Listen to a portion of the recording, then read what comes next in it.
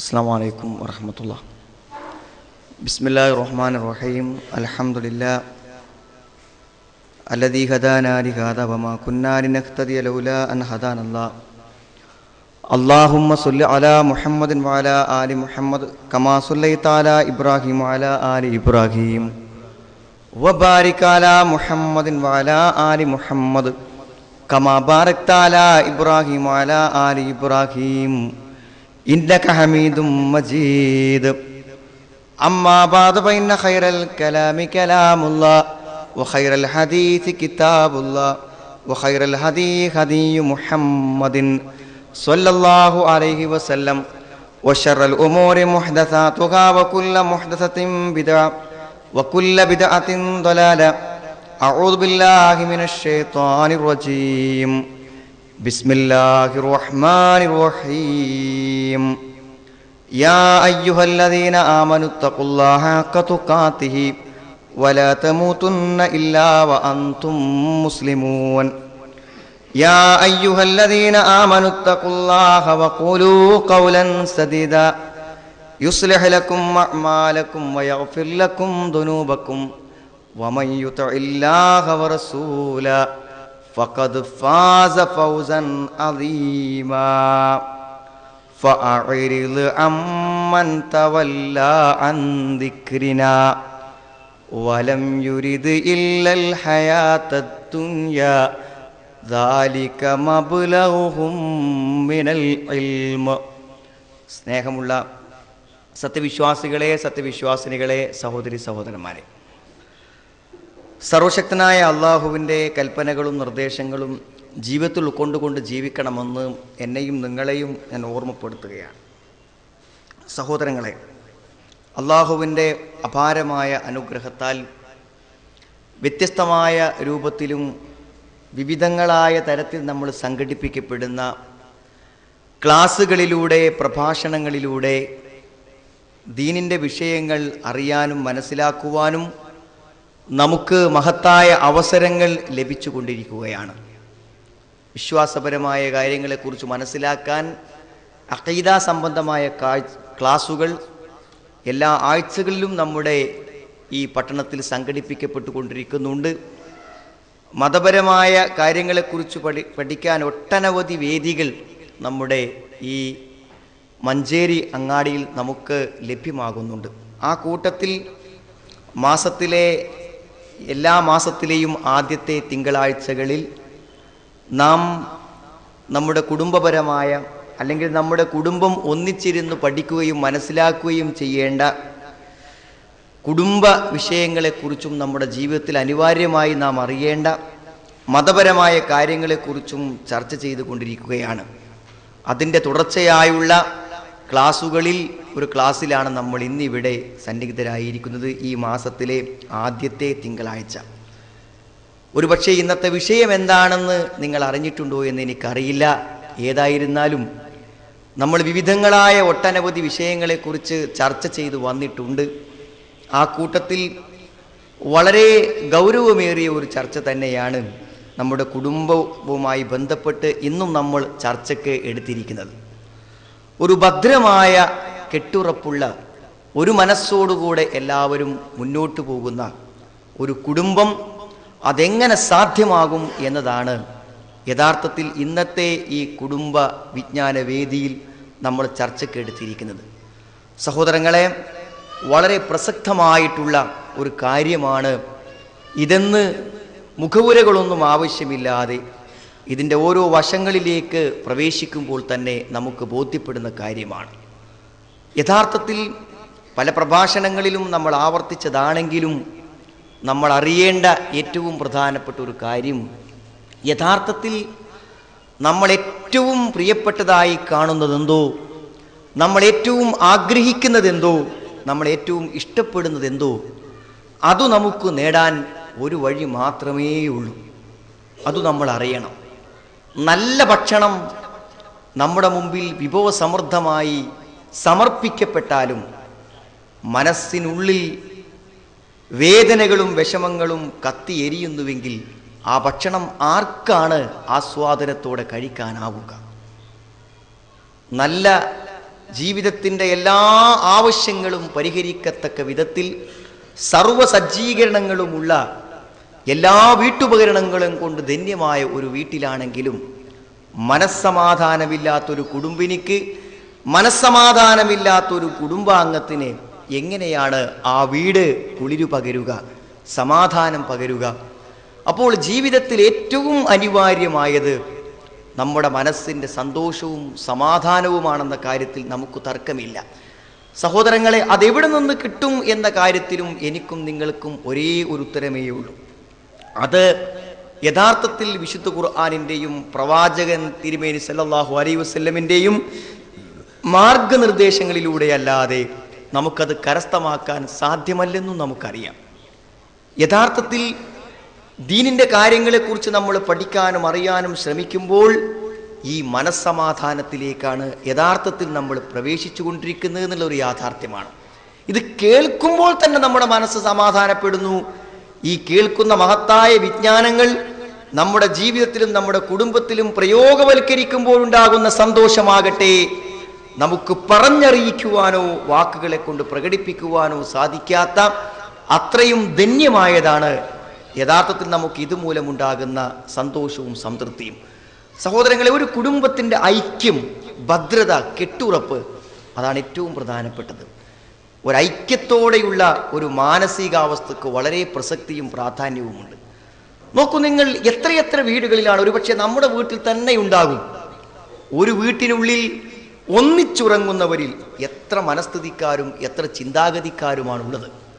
ഒരു ചെറിയ വിഷയം എടുത്തിട്ടാൽ പരസ്പരം ശത്രുതയോടുകൂടെ, പരസ്പരം മനസ്സ് യോജിപ്പില്ലാതെ ഏറ്റവും വലിയ വാഗ്വാദങ്ങൾ നടക്കുന്നത് അങ്ങാടികളിലല്ല, ഒന്നിച്ച് ഭക്ഷണം കഴിക്കുന്ന, ഒന്നിച്ച് ഭക്ഷണം തയ്യാറാക്കി കഴിച്ചുറങ്ങുന്ന വീടുകളിലാണ് ഇത്തരം സംഘർഷങ്ങൾ നടന്നുകൊണ്ടിരിക്കുന്നത്. ഒരേ കട്ടിലിൽ മനപ്പൊരുത്തമില്ലാതെ രണ്ടു ഭാഗത്തേക്കും തിരിഞ്ഞുറങ്ങുന്ന ദമ്പതികളുണ്ട് നമ്മുടെ നാട്ടിൽ. ഒരു കട്ടിലിൽ കിടക്കുന്നുവെന്നതോ, ഒരു വീട്ടിൽ കഴിയുന്നുവെന്നതോ, ഒരു പാത്രത്തിൽ നിന്ന് ഭക്ഷണം കഴിക്കുന്നുവെന്നതോ ഒന്നും അവരുടെ മനസ്സുകളെ ഏകീകരിക്കുവാൻ പര്യാപ്തമായിട്ടില്ല.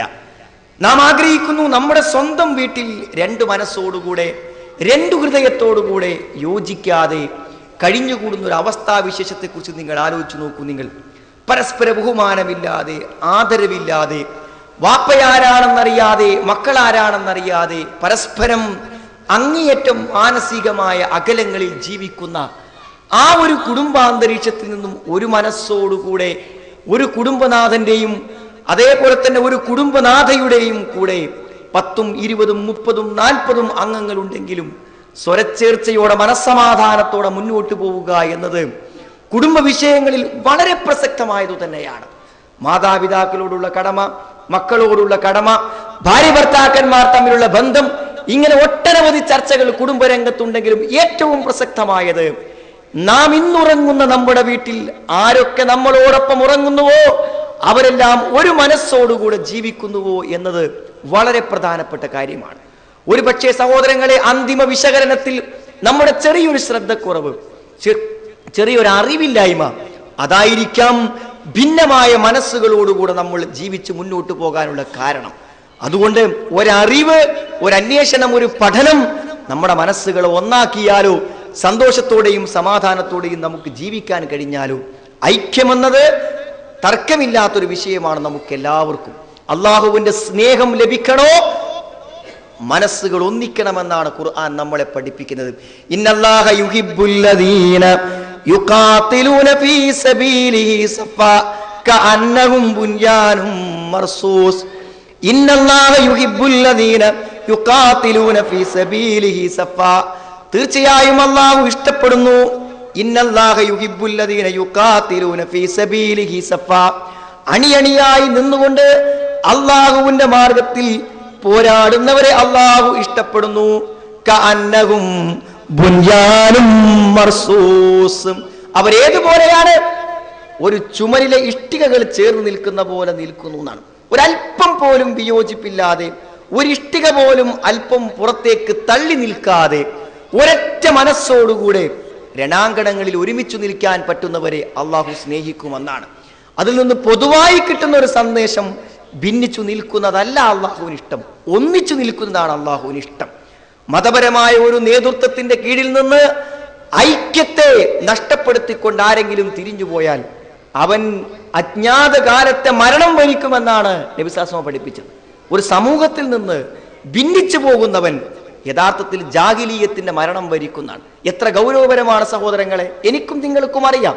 നോക്കൂ, നിങ്ങൾ ഒരു പ്രദേശത്ത് ജീവിക്കുന്ന സത്യവിശ്വാസികളുടെ മനസ്സ് എന്തുമാത്രം പരസ്പര ബന്ധമുണ്ടായിരിക്കും. ഓരോ വക്തുകളിലും അവർ പള്ളിയിൽ വരുന്നു, ഒന്നിച്ചു ചേരുന്നു. എന്തിനേറെ, ഒരു പ്രദേശത്തുകാർ മുഴുവനും ഒരു ജുമായിൽ സമ്മേളിക്കുന്നു. അവിടെ എത്തുക എന്നത് ഓരോ പുരുഷനും നിർബന്ധമാണ്. സാധിക്കുമെങ്കിൽ സ്ത്രീകളും അതിൽ പങ്കെടുക്കൽ തന്നെയാണ് പ്രോത്സാഹനകരമായത്. ഒരൈക്യം, എല്ലാ കുടുംബങ്ങളും എല്ലാ നാട്ടുകാരും ഒന്നിച്ചു ചേരുന്ന ഒരു ഐക്യം. എന്തിനേറെ പറയണം, ഞാനും നിങ്ങളും പരസ്പരം കൈമാറുന്ന ഒരു സലാമിന്റെ രഹസ്യം എന്താണ് സഹോദരങ്ങളെ? സ്നേഹമാണ് അതിന്റെ രഹസ്യം. നിങ്ങൾ വിശ്വാസിയാവുകയില്ല ഹത്താ തഹബ്ബു, നിങ്ങൾ സ്നേഹിക്കുന്നത് വരെ. നിങ്ങൾക്ക് എങ്ങനെ സ്നേഹിക്കാൻ പറ്റും? പരസ്പരം നമ്മൾ സലാം പറയുമ്പോഴാണ് സ്നേഹം യാഥാർത്ഥ്യമാകുന്നത് എന്ന് നമ്മളെ പഠിപ്പിക്കപ്പെടുന്നു. എത്ര വലിയ ഗൗരവപരമായ കാര്യമാണ് സഹോദരങ്ങളെ. സലാം പറയുന്നത് കൊണ്ട് സമാധാനത്തോടെ സ്വർഗം കിട്ടാൻ അത് കാരണമാകുന്നതാണ്. അഫ്ശു സലാം, സലാമിനെ പ്രചരിപ്പിക്കൂ, രാത്രി നമസ്കരിക്കൂ, ഭക്ഷണം നൽകൂ, നിങ്ങൾ സ്വർഗത്തിൽ സമാധാനത്തോടെ പ്രവേശിക്കുമെന്നാണ്. ഐക്യത്തിന് എവിടെയെല്ലാം അവസരങ്ങളുണ്ടോ അതെല്ലാം ഇസ്ലാം വളരെ ശക്തമായ രൂപത്തിൽ പ്രോത്സാഹിപ്പിച്ചിട്ടുണ്ട്. അതുകൊണ്ട് സഹോദരങ്ങളെ, അള്ളാഹുവിന്റെ സ്നേഹവും അനുഗ്രഹവും ലഭിക്കാൻ നമ്മുടെ വീട്ടിൽ, നമ്മുടെ കുടുംബത്തിൽ ഒരൈക്യത്തിന്റെ, പരസ്പര സ്നേഹത്തിന്റെ, യോജിപ്പിന്റെ ഒരവസ്ഥയുണ്ടാകണം. നോക്കൂ, നിങ്ങൾ പല കുടുംബങ്ങളിലേക്കും കടന്നു ചെല്ലുമ്പോൾ നാം കാണുന്നത് വളരെ വ്യത്യസ്തമായ ഒരു വീട്ടിൽ തന്നെ മറ്റൊരു വീട്, ഒരു വീട്ടിൽ തന്നെ മറ്റൊരു വീട്. വാതിൽപ്പടിയിലൂടെ കയറിപ്പോയി തന്റെ ബെഡ്റൂമിലെത്തുമ്പോൾ താനും ഭാര്യയും കുട്ടികളും മറ്റൊരു കുടുംബം, മാതാപിതാക്കളും മറ്റുള്ളവരും മറ്റൊരു ഭാഗം, വിവാഹിതയായവളോ വിവാഹിതയാകാത്തതോ ആയ പെങ്ങൾ മറ്റൊരു ജീവിതം.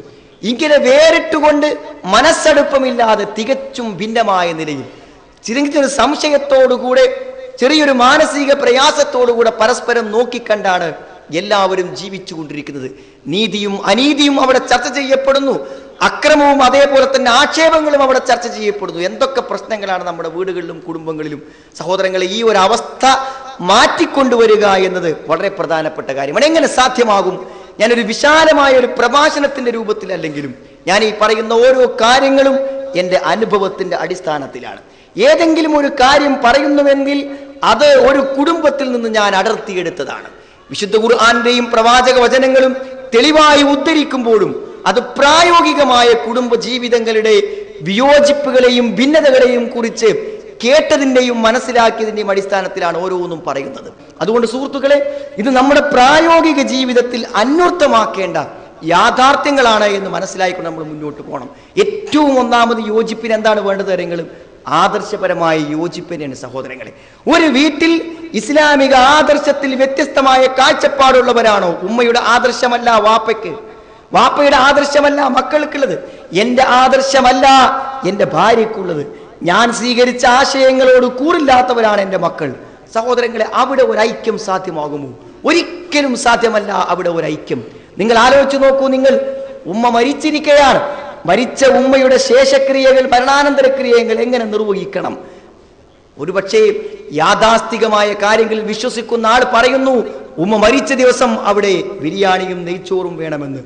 ആ മരിച്ച നിമിഷം മുതൽ അവിടെ ഓത്താരംഭിക്കണമെന്ന് പറയുന്നു. ആ ജനാസ മറവ് ചെയ്യുമ്പോൾ എല്ലാ ഔലിയാക്കളും അമ്പിയാക്കളെയും വിളിച്ചു പ്രാർത്ഥിച്ചുകൊണ്ടാണ് ആ മയ്യത്ത് മുറ്റത്തേക്ക് ഇറക്കേണ്ടതെന്ന് പറയുന്നു. എനിക്കും ആ ഉമ്മയാണുള്ളത്. എൻ്റെ യാഥാസ്ഥികനും അതേപോലെ തന്നെ ശിർക്കിൽ വിശ്വസിക്കുന്നവരുമായ എൻ്റെ അനുജനും എനിക്കുമുള്ളത് ഒരേ ഉമ്മയാണ്. ഞാൻ ആഗ്രഹിക്കുന്നു എൻ്റെ ഉമ്മയുടെ ജനാസ അല്ലാഹുവിന്റെ റസൂൽ സ്വല്ലല്ലാഹു അലൈഹി വസല്ലം ഏത് രൂപത്തിൽ പഠിപ്പിച്ചുവോ അതുപോലെ ഇറങ്ങണം. സാധ്യമാണോ സഹോദരങ്ങളെ? ഒരു യോജിപ്പ് സാധ്യമാണോ? നാം ആലോചിക്കേണ്ടതിന്റെ ഗൗരവപൂർവ്വം. ഇതോരോ വിഷയത്തിലുമുണ്ട്. ഒരു വിവാഹത്തിന്റെ സന്ദർഭം, ഇസ്ലാമികമായ ഒരു വിവാഹത്തെ പ്രതീക്ഷിക്കുമ്പോൾ അതിന് ഇസ്ലാമികമായ ചില നടപടിക്രമങ്ങളുണ്ട്. വാപ്പ പറയുന്നു സ്ത്രീധനം വേണ്ടെന്ന്, മകൻ പറയുന്നു സ്ത്രീധനം വേണമെന്ന്. വാപ്പ പറയുന്നു സ്ത്രീധനം വേണമെന്ന്, മകൻ പറയുന്നു സ്ത്രീധനം വേണ്ടെന്ന്. സഹോദരങ്ങളെ, തർക്കമായി കുടുംബത്തിലെ മറ്റുള്ളവർ ഇടപെടുന്നു. ഞാൻ ഇത്ര കാലം നിങ്ങളോടൊപ്പം ജീവിച്ചിട്ട് എൻ്റെ വാക്കിനൊരു വിലയുമില്ലേ എന്ന് വല്യപ്പ ചോദിക്കുന്നു. ഏതാണ് സഹോദരങ്ങളെ അംഗീകരിക്കുക? ആദർശ പൊരുത്തമില്ലാത്ത ഒരു കുടുംബത്തിൽ ഒരു യോജിപ്പിനെ, ഒരൈക്യത്തെ ഉണ്ടാക്കി തീർക്കുക സാധ്യമല്ല എന്നാണ്. അതുകൊണ്ടാണല്ലോ ഇസ്ലാം ഗൗരവപരമായി ആ കാര്യത്തെ കണ്ടത്. നിങ്ങൾ ആലോചിച്ച് നോക്കൂ, നിങ്ങൾ എല്ലാവരെയും, തന്റെ ബന്ധുക്കളെയും കുടുംബങ്ങളെയും കപ്പലിൽ കയറ്റി രക്ഷപ്പെടുത്താൻ പറ്റുന്ന ഒരു മഹാദുരന്തത്തിൽ നൂഹ് നബി അലൈഹി സ്വലാമിന് അള്ളാഹു അവസരം കൊടുത്തപ്പോൾ, മകനെ അപ്പുറത്ത് കണ്ടപ്പോൾ മകനെ കപ്പലിൽ കയറ്റാൻ ആ പിതാവ് ആഗ്രഹിച്ചു. നിങ്ങൾ ആലോചിച്ച് നോക്കൂ, നിങ്ങൾ അള്ളാഹുവിന്റെ പദപ്രയോഗം ഇന്നബ്നീ മിൻ അഹ്ലീ, എന്റെ മകൻ എന്റെ ബന്ധുവല്ലേ, എന്റെ അഖിലുകാർക്ക് ഈ കപ്പലിൽ കയറാൻ അവകാശമില്ലേ എന്ന് അള്ളാഹുവോട് തർക്കിച്ചപ്പോൾ അള്ളാഹു പറഞ്ഞ മറുപടി ലൈസ മിൻ അഹ്ലിക്, അവൻ നിന്റെ ബന്ധുവല്ല. അപ്പോൾ സഹോദരങ്ങളെ, നമ്മളിൽപ്പെടാത്തവർ നമ്മുടെ വീട്ടിലുണ്ട്, നമ്മളിൽപ്പെടാത്തവർ നമ്മുടെ വീട്ടിലുണ്ട്. മകനല്ലാത്തത് കൊണ്ടോ അല്ല, നാം വിവാഹം കഴിച്ച ഭാര്യയല്ലാത്തത് കൊണ്ടോ അല്ല, നമുക്ക് ജന്മം നൽകിയ മാതാപിതാക്കൾ അല്ലാത്തത് കൊണ്ടോ അല്ല, അവർ നമ്മുടെ പിതാവാണ്, വിവാഹം കഴിച്ച ഭാര്യയാണ്, നമ്മുടെ രക്തത്തിൽ പിറന്ന മകനാണ്. പക്ഷേ അവർ നമ്മുടെ ആദർശമില്ല, നമ്മുടെ ആശയങ്ങളെ, നമ്മുടെ വിശ്വാസങ്ങളെ അതുപോലെ അവൻ സ്വീകരിക്കുന്നില്ല. അതുകൊണ്ട് സഹോദരങ്ങളെ, ഒരു ചെറിയ ഉദാസീനത നമ്മുടെ പല സഹോദരന്മാരിലും ഉണ്ട്. ഞാൻ ഇസ്ലാമിന്റെ ആദർശങ്ങളെ സ്വീകരിക്കുന്നു, ഒരു മുസ്ലിമായി ജീവിക്കുന്നു, എനിക്ക് അത്രേ പറ്റൂ. പറ്റില്ലല്ലോ സഹോദരങ്ങളെ. വളരെ ശക്തമായ രൂപത്തിൽ നമ്മുടെ കുടുംബാംഗങ്ങളുടെ ആദർശ വിഷയങ്ങളിൽ നമ്മൾ ഇടപെടണം. അവരെ യഥാർത്ഥത്തിലുള്ള ഒരു വിശ്വാസത്തിലേക്ക് നയിക്കാൻ നമ്മൾ പരിശ്രമിക്കണം. നമ്മളെപ്പോലെ തൗഹീദ് ഉൾക്കൊണ്ടവരാവണം അവർ. നമ്മളെപ്പോലെ സുന്നത്തിന്റെയും ബിദഅത്തിന്റെയും ഗൗരവങ്ങളെ ബോധപ്പെട്ടവരായിരിക്കണം അവർ. നമ്മളെപ്പോലെ പരലോകത്തിലും അള്ളാഹുവിലും സ്വർഗത്തിലും നരകത്തിലും വിധിയിലും വിശ്വസിക്കുന്നവരാകണം അവർ. സഹോദരങ്ങൾ, ഇത് വളരെ പ്രധാനമാണ്. കുടുംബത്തിന്റെ ആദർശവൽക്കരണം. ഒരേ ആദർശക്കാരായി നമ്മുടെ വീട്ടിലുള്ളവർ മാറുമ്പോൾ കെട്ടുറപ്പുള്ള, ഭദ്രതയുള്ള, മാനസിക ഐക്യമുള്ള ഒരു കുടുംബത്തെ നമുക്ക് മാറ്റിയെടുക്കാൻ പറ്റും. എത്ര വട്ടം കേട്ടതാ സഹോദരങ്ങളെ ഈ ആയത്ത്? യാ അയ്യുഹല്ലദീന ആമനൂ ഖൂ അൻഫുസകും വഅഹ്ലീകും നാറാ വഖൂദുഹാ അന്നാസു വൽ ഹിജാറ. യാ അയ്യുഹല്ലദീന ആമനൂ, ഈ സത്യവിശ്വാസികളെ, ഖൂ അൻഫുസകും വഅഹ്ലീകും നാറാ. ഖൂ അൻഫുസകും, നിങ്ങൾ കാത്തു സൂക്ഷിക്കുക നിങ്ങളെ, നിങ്ങളുടെ കുടുംബങ്ങളെ നരകത്തിൽ നിന്ന്. അപ്പോൾ ഒരു കുടുംബത്തോട് ചെയ്യേണ്ട കടമ എന്താണ് സഹോദരങ്ങളെ? ഏറ്റവും വലിയ കടമ നമ്മുടെ ആദർശത്തെ സ്വീകരിച്ച് നരകത്തിൽ നിന്ന് മോചനം നേടുന്ന ആദർശത്തിലേക്ക് അവരെ കൊണ്ടുവരിക എന്നത് ഒരു കുടുംബാംഗത്തിന്റെ ഏറ്റവും പ്രഥമവും പ്രധാനവുമായ ബാധ്യതയാണ്. അതാണ് നമ്മൾ ഐക്യമുണ്ടാക്കാൻ സഹായകമാവുള്ളൂ. അപ്പോൾ സഹോദരങ്ങളെ, ഒരു ദീനീവൽക്കരണം, ശരിയായ വിശ്വാസത്തിന്റെയും ശരിയായ അനുഷ്ഠാന കർമ്മങ്ങളുടെയും അടിസ്ഥാനത്തിൽ ഒരേ ആദർശവും ഒരേ മനസ്സുമുള്ളവരായി നമ്മുടെ കുടുംബം മാറുക എന്നത് വളരെ പ്രധാനപ്പെട്ടതാണ് കുടുംബത്തിന്റെ ഭദ്രതയ്ക്ക്. രണ്ടാമത്തെ കാര്യം സഹോദരങ്ങളെ, അഭിപ്രായത്തിലുള്ള യോജിപ്പാണ്. ഒരു കുടുംബത്തിൽ പല കാര്യങ്ങളും വരുമ്പോൾ പല അഭിപ്രായങ്ങളുണ്ടാവും. ആ അഭിപ്രായങ്ങളെ യോജിപ്പിക്കുക എന്നുള്ളത് വളരെ പ്രധാനപ്പെട്ട കാര്യമാണ്. എല്ലാവരോടും കൂടിയാലോചിച്ചും മനസ്സമ്മതത്തോടുകൂടിയും യോജിപ്പുണ്ടാക്കുക. ചിലപ്പോൾ ചോദ്യത്തിന്റെ ആവശ്യം ഉണ്ടാവുള്ളൂ. തരും ഒരു കാര്യത്തിലേക്ക് ഇറങ്ങുമ്പോൾ, ഇപ്പൊ നമ്മളൊരു ഈ വീടിനെ പൊളിച്ച് വേറൊരു വീട് ഉണ്ടാക്കണം, എവിടെയാണ് ഉണ്ടാക്കേണ്ടത് എന്നാണ്. എല്ലാവരോടും വെറുതെ ഒരു ചോദ്യം ചോദിച്ചാൽ എല്ലാവർക്കും ഒരേ അഭിപ്രായക്കാരുണ്ടാവുക. ഇപ്പൊ നമുക്ക് വീടുണ്ടാക്കാൻ പറ്റിയൊരു സ്ഥലം ഇപ്പം എന്താ, തൊട്ടപ്പുറത്തൊരു സ്ഥലം തന്നെ ഉള്ളൂല്ലോ, നമ്മൾ അവിടെ ഉണ്ടാക്കാന്ന് എല്ലാവരും പറയും. പക്ഷെ ആ ഒരു ചോദ്യം ചോദിക്കാൻ മടിച്ചാൽ എന്താ ഉണ്ടാകാറ്? വീടുണ്ടായി കഴിഞ്ഞതിന് ശേഷം ഇത് ഇവിടെ ഉണ്ടാക്കേണ്ടതിനാന്ന് കാരണം എല്ലാവരും അഭിപ്രായം. ഒരഭിപ്രായം നേരത്തെ ചോദിക്കാത്തതിന്റെ പരിണിതി എത്ര വലുതാണ് സഹോദരങ്ങളെ, വളരെ വലുതാണ്. ഞാൻ അപ്പോഴും പറഞ്ഞിരുന്നില്ലേ, അത് അങ്ങനെ വേണ്ടാന്നിരുന്നു എൻ്റെ അഭിപ്രായം. ഒരു കൂടിയാലോചനയോടുകൂടെ ഒരഭിപ്രായ ഐക്യമുണ്ടാക്കാൻ ഒരാൾ വേണം. പല കുടുംബങ്ങളിലും അങ്ങനെ ഒരാളില്ല സഹോദരങ്ങളെ. പലപ്പോഴും ഉയർന്ന് പ്രവർത്തിക്കാൻ കുടുംബത്തിന്റെ ഉത്തരവാദിത്തമുള്ളവർക്ക് കഴിയുമ്പോൾ അവിടെ അഭിപ്രായ ഐക്യമുണ്ടാകും. ഒരു വിഷയത്തിൽ അഭിപ്രായ ഭിന്നത വരുമ്പോൾ ആ കുടുംബത്തിന്റെ ഭദ്രത നഷ്ടപ്പെട്ടു പോകും. അവർക്കിടയിൽ മുറുമുറുപ്പുകളും പരസ്പര തർക്കങ്ങളും അനൈക്യങ്ങളും രൂപപ്പെട്ടു വരും. അഭിപ്രായ ഐക്യം, ആദർശപരമായ ഐക്യം, അതുമാത്രമല്ല ഒരു കുടുംബത്തിന്റെ താല്പര്യങ്ങൾ ഒന്നായിരിക്കണം. താല്പര്യങ്ങൾ ഒന്നായിരിക്കുക എന്ന് പറഞ്ഞാൽ ഓരോ മനുഷ്യനും ഓരോരോ ആഗ്രഹങ്ങളും ഓരോരോ സ്വപ്നങ്ങളും ഓരോരോ ആഗ്രഹങ്ങളുണ്ട്, എല്ലാം ആവാം. ഒരു പക്ഷേ ആ ഒരു താല്പര്യങ്ങളുടെ ഐക്യം ഒന്നല്ലെങ്കിൽ വളരെ ഗൗരവപരമായ ഭിന്നിപ്പുകൾ അവിടെ ഉണ്ടാവും. എല്ലാവരുടെയും ഇഷ്ടം ഒന്നാകുക എന്ന് പറഞ്ഞാൽ പൊതുവായി നമ്മുടെ കുടുംബത്തിൽ സ്വീകരിക്കാൻ പറ്റുന്ന പൊതു കാര്യങ്ങളിൽ മാനസിക ഐക്യമുള്ള കാര്യങ്ങൾ തീരുമാനിക്കും. ഒരു പെരുന്നാൾ എവിടെയാകണം, എങ്ങനെയാവണം, ഒരു ചെറിയ തീരുമാനമാണ്. നമ്മുടെ വീട്ടിൽ നടക്കുന്ന ഒരു പൊതുവായ കാര്യം എങ്ങനെ തീരുമാനിക്കണം, എങ്ങനെ നടത്തണം എന്ന് പറയുമ്പോൾ എല്ലാവരുടെയും താല്പര്യങ്ങൾക്ക് അനുകൂലമായ, എല്ലാവരെയും പരിഗണിക്കാവുന്ന ഒരു കാര്യത്തിലായിരിക്കണം നമ്മുടെ തീരുമാനം. അങ്ങനെ വരാതിരിക്കുമ്പോൾ ബാക്കിയുള്ളവർക്ക് ആ കാര്യങ്ങളിൽ നമ്മളോടൊപ്പം നിൽക്കാൻ പലപ്പോഴും പ്രയാസങ്ങളും ബുദ്ധിമുട്ടുകളും ഉണ്ടാകും. അഭിപ്രായങ്ങളെ യോജിപ്പിച്ചും താല്പര്യങ്ങളെ യോജിപ്പിച്ചും ഏറ്റവും പ്രധാനമായി ആദർശത്തെ യോജിപ്പിച്ചും ഒരു മാനസിക ഐക്യമുണ്ടാക്കാൻ നമുക്ക് പറ്റില്ലെങ്കിൽ സഹോദരങ്ങളെ, ഒന്നിച്ചു ഭക്ഷണം കഴിച്ചിട്ടോ ഒന്നിച്ചുറങ്ങിയിട്ടോ ഒരു വാതിലിലൂടെ ഉള്ളിൽ കടന്നിട്ടോ ഒരേ വീട്ടിൽ ഉറങ്ങിയിട്ടോ മനസ്സിനെ ഐക്യപ്പെടുത്താൻ നമുക്ക് പറ്റൂല എന്നാണ്. ഇത് ഏറ്റവും പ്രധാനപ്പെട്ട കാര്യമാണ് സഹോദരങ്ങളെ. ഇതോടൊപ്പം നമ്മുടെ ബന്ധങ്ങളെ ശിഥിലമായി പോകാതിരിക്കാൻ, നമ്മുടെ കുടുംബത്തിൽ ഒരു കെട്ടുറപ്പുണ്ടായിത്തീരാൻ ഏറ്റവും പ്രധാനം തരും ഒരാൾ മതി നമ്മുടെ കുടുംബത്തിന് ചീത്തപ്പേര് സമ്മാനിക്കാൻ.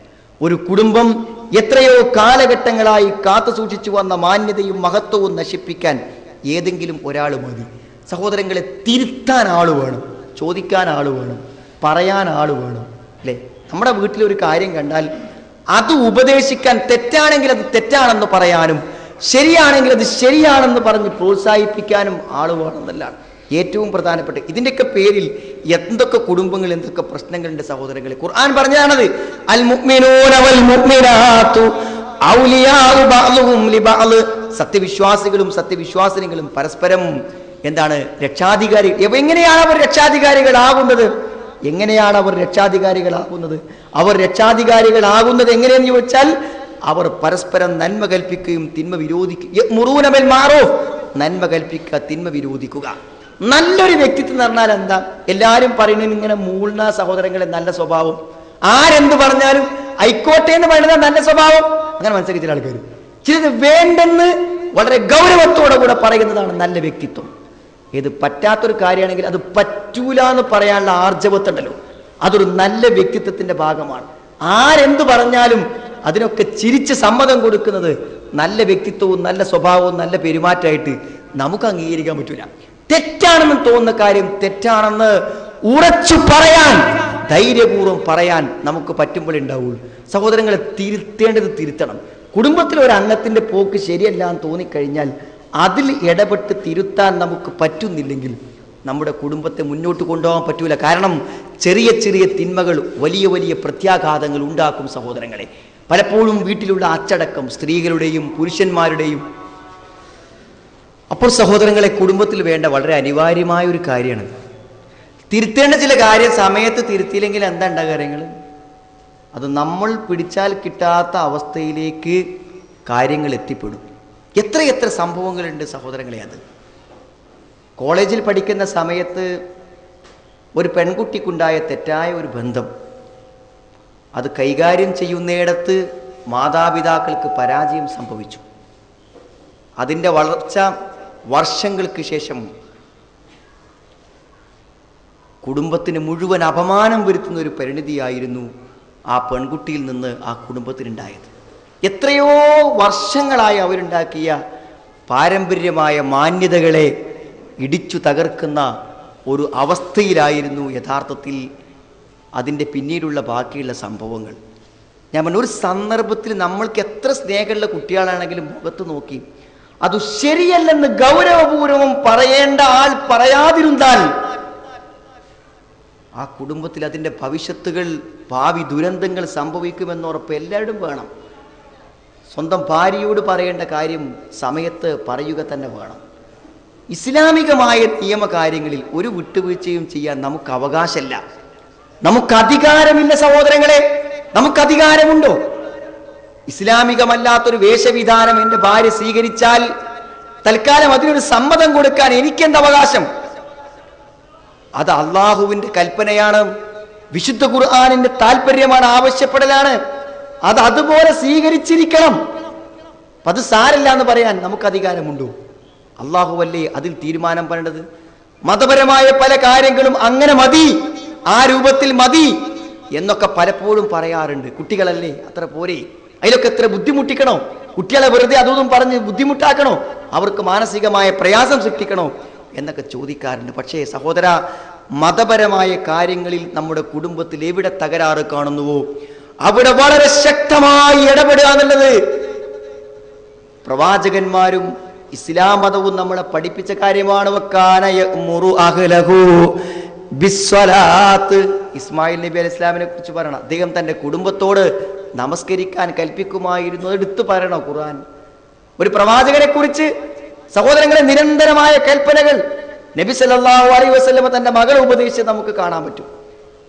കണിശമായി പറയേണ്ട സമയത്ത് കണിശമായി സംസാരിച്ച് തിരുത്തേണ്ടത് തിരുത്തിയില്ലെങ്കിൽ ആ രോഗങ്ങൾ, ആ പുഴുക്കുത്തുകൾ നമ്മുടെ കുടുംബത്തിനെ നമ്മൾ വിചാരിക്കാത്ത ദുരന്തങ്ങളിലേക്കും ഭിന്നതയിലേക്കും ഛിദ്രതയിലേക്കും നയിക്കുമെന്ന് ഉറപ്പാണ്.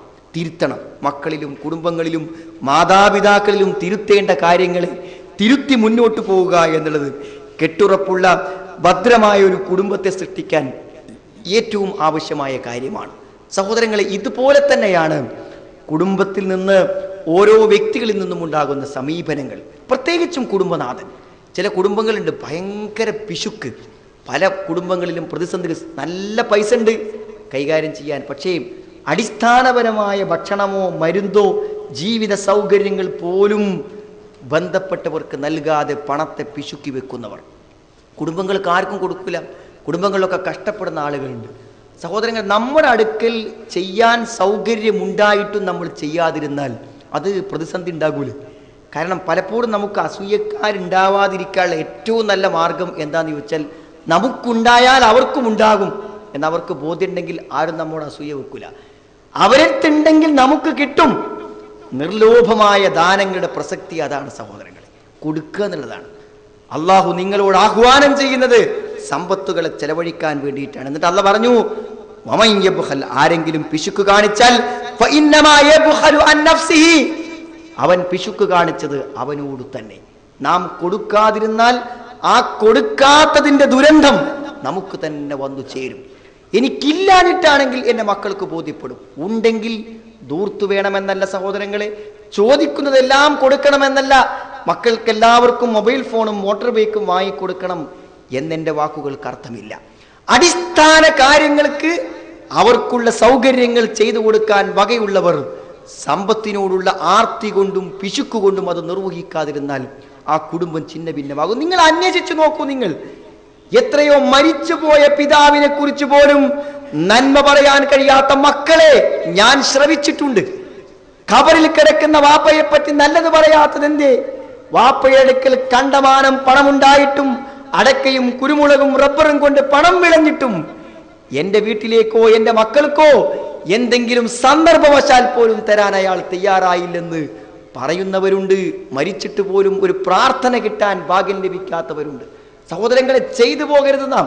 നാം ഒരു കുടുംബത്തിൽ അംഗമാണെങ്കിൽ ആ കുടുംബത്തിൽ നമുക്ക് ചെയ്യാൻ പറ്റുന്ന കാര്യം ചെയ്യാതിരിക്കുക എന്നത് ആ കുടുംബത്തിന്റെ ഐക്യത്തിനും ഭദ്രതക്കും മാനസിക ഐക്യത്തിനുമെതിരെ നാം ചെയ്യുന്ന ഏറ്റവും വലിയ കയ്യേറ്റമാണ്. നമുക്ക് ചെയ്യാൻ പറ്റുന്നത് നമ്മൾ ചെയ്യണം. പണം കൊണ്ടായാലും ആരോഗ്യം കൊണ്ടായാലും നമ്മൾ ചെയ്യണം. അസുഖമായി കിടക്കുന്ന ഒരാൾ, അയാളെ പരിചരിക്കാനും നോക്കാനും വീട്ടിൽ ആളുണ്ട്. അവിടെ ആളുകൾ വേണ്ട പോലെ വന്നില്ലെങ്കിൽ മനസ്സിന്റെ വേദന എത്രയാകും? എനിക്കുറ്റവരില്ലേ, എനിക്കുടയവരില്ലേ, എനിക്ക് ബന്ധുക്കളില്ലേ, പക്ഷെ ആരും വന്നില്ലല്ലോ എന്ന ഒരു ഹോസ്പിറ്റൽ അനുഭവം ജീവിതകാലം മുഴുവൻ ശത്രുക്കളായി മാറാൻ കാരണമായി തീരും. ഒരിക്കലും സമീപനങ്ങൾ വളരെ ശ്രദ്ധിക്കണം. നമുക്ക് ചെയ്യാവുന്ന ഒരു കാര്യം, എൻ്റെ ഭാര്യയ്ക്ക് ചെയ്യാവുന്ന ഒരു സേവനം ചെയ്യാൻ ഞാൻ അമാന്തിച്ചുകൂടെ? എൻ്റെ മാതാപിതാക്കൾക്ക് ചെയ്യാവുന്ന ഒരു സേവനം, എൻ്റെ അയൽവാസിക്കോ എൻ്റെ കുടുംബത്തിനോ എൻ്റെ ബന്ധുക്കൾക്കോ ചെയ്യാവുന്ന ഒരു കാര്യം എനിക്ക് ചെയ്യാൻ സാധിക്കുമെന്ന് അവർക്കറിയുമെങ്കിൽ നമ്മളത് ചെയ്തു കൊടുത്തേ പറ്റൂ.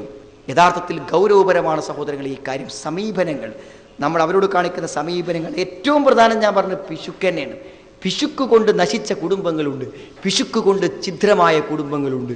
ദൂർത്തിന് ആരും ഉപദേശിക്കേണ്ട ആവശ്യമില്ല, പക്ഷേ പിശുക്ക് വമ്പിച്ച നാശനഷ്ടങ്ങൾ നമ്മുടെ കുടുംബത്തിൽ ഉണ്ടാക്കും. അതുകൊണ്ട് സഹോദരങ്ങളെ, കഴിയുമെങ്കിൽ നമ്മൾ ആ കഴിയുന്ന രൂപത്തിൽ മറ്റുള്ളവരുടെ പ്രശ്നങ്ങൾക്ക് വേണ്ടി ചെലവഴിക്കാൻ തയ്യാറാകണം. ആർക്കാ കൊടുക്കേണ്ടത്? ആത്തിദൽ ഖുർബ ഹഖഹു, ഏറ്റവും ബന്ധുക്കൾക്കാണ്.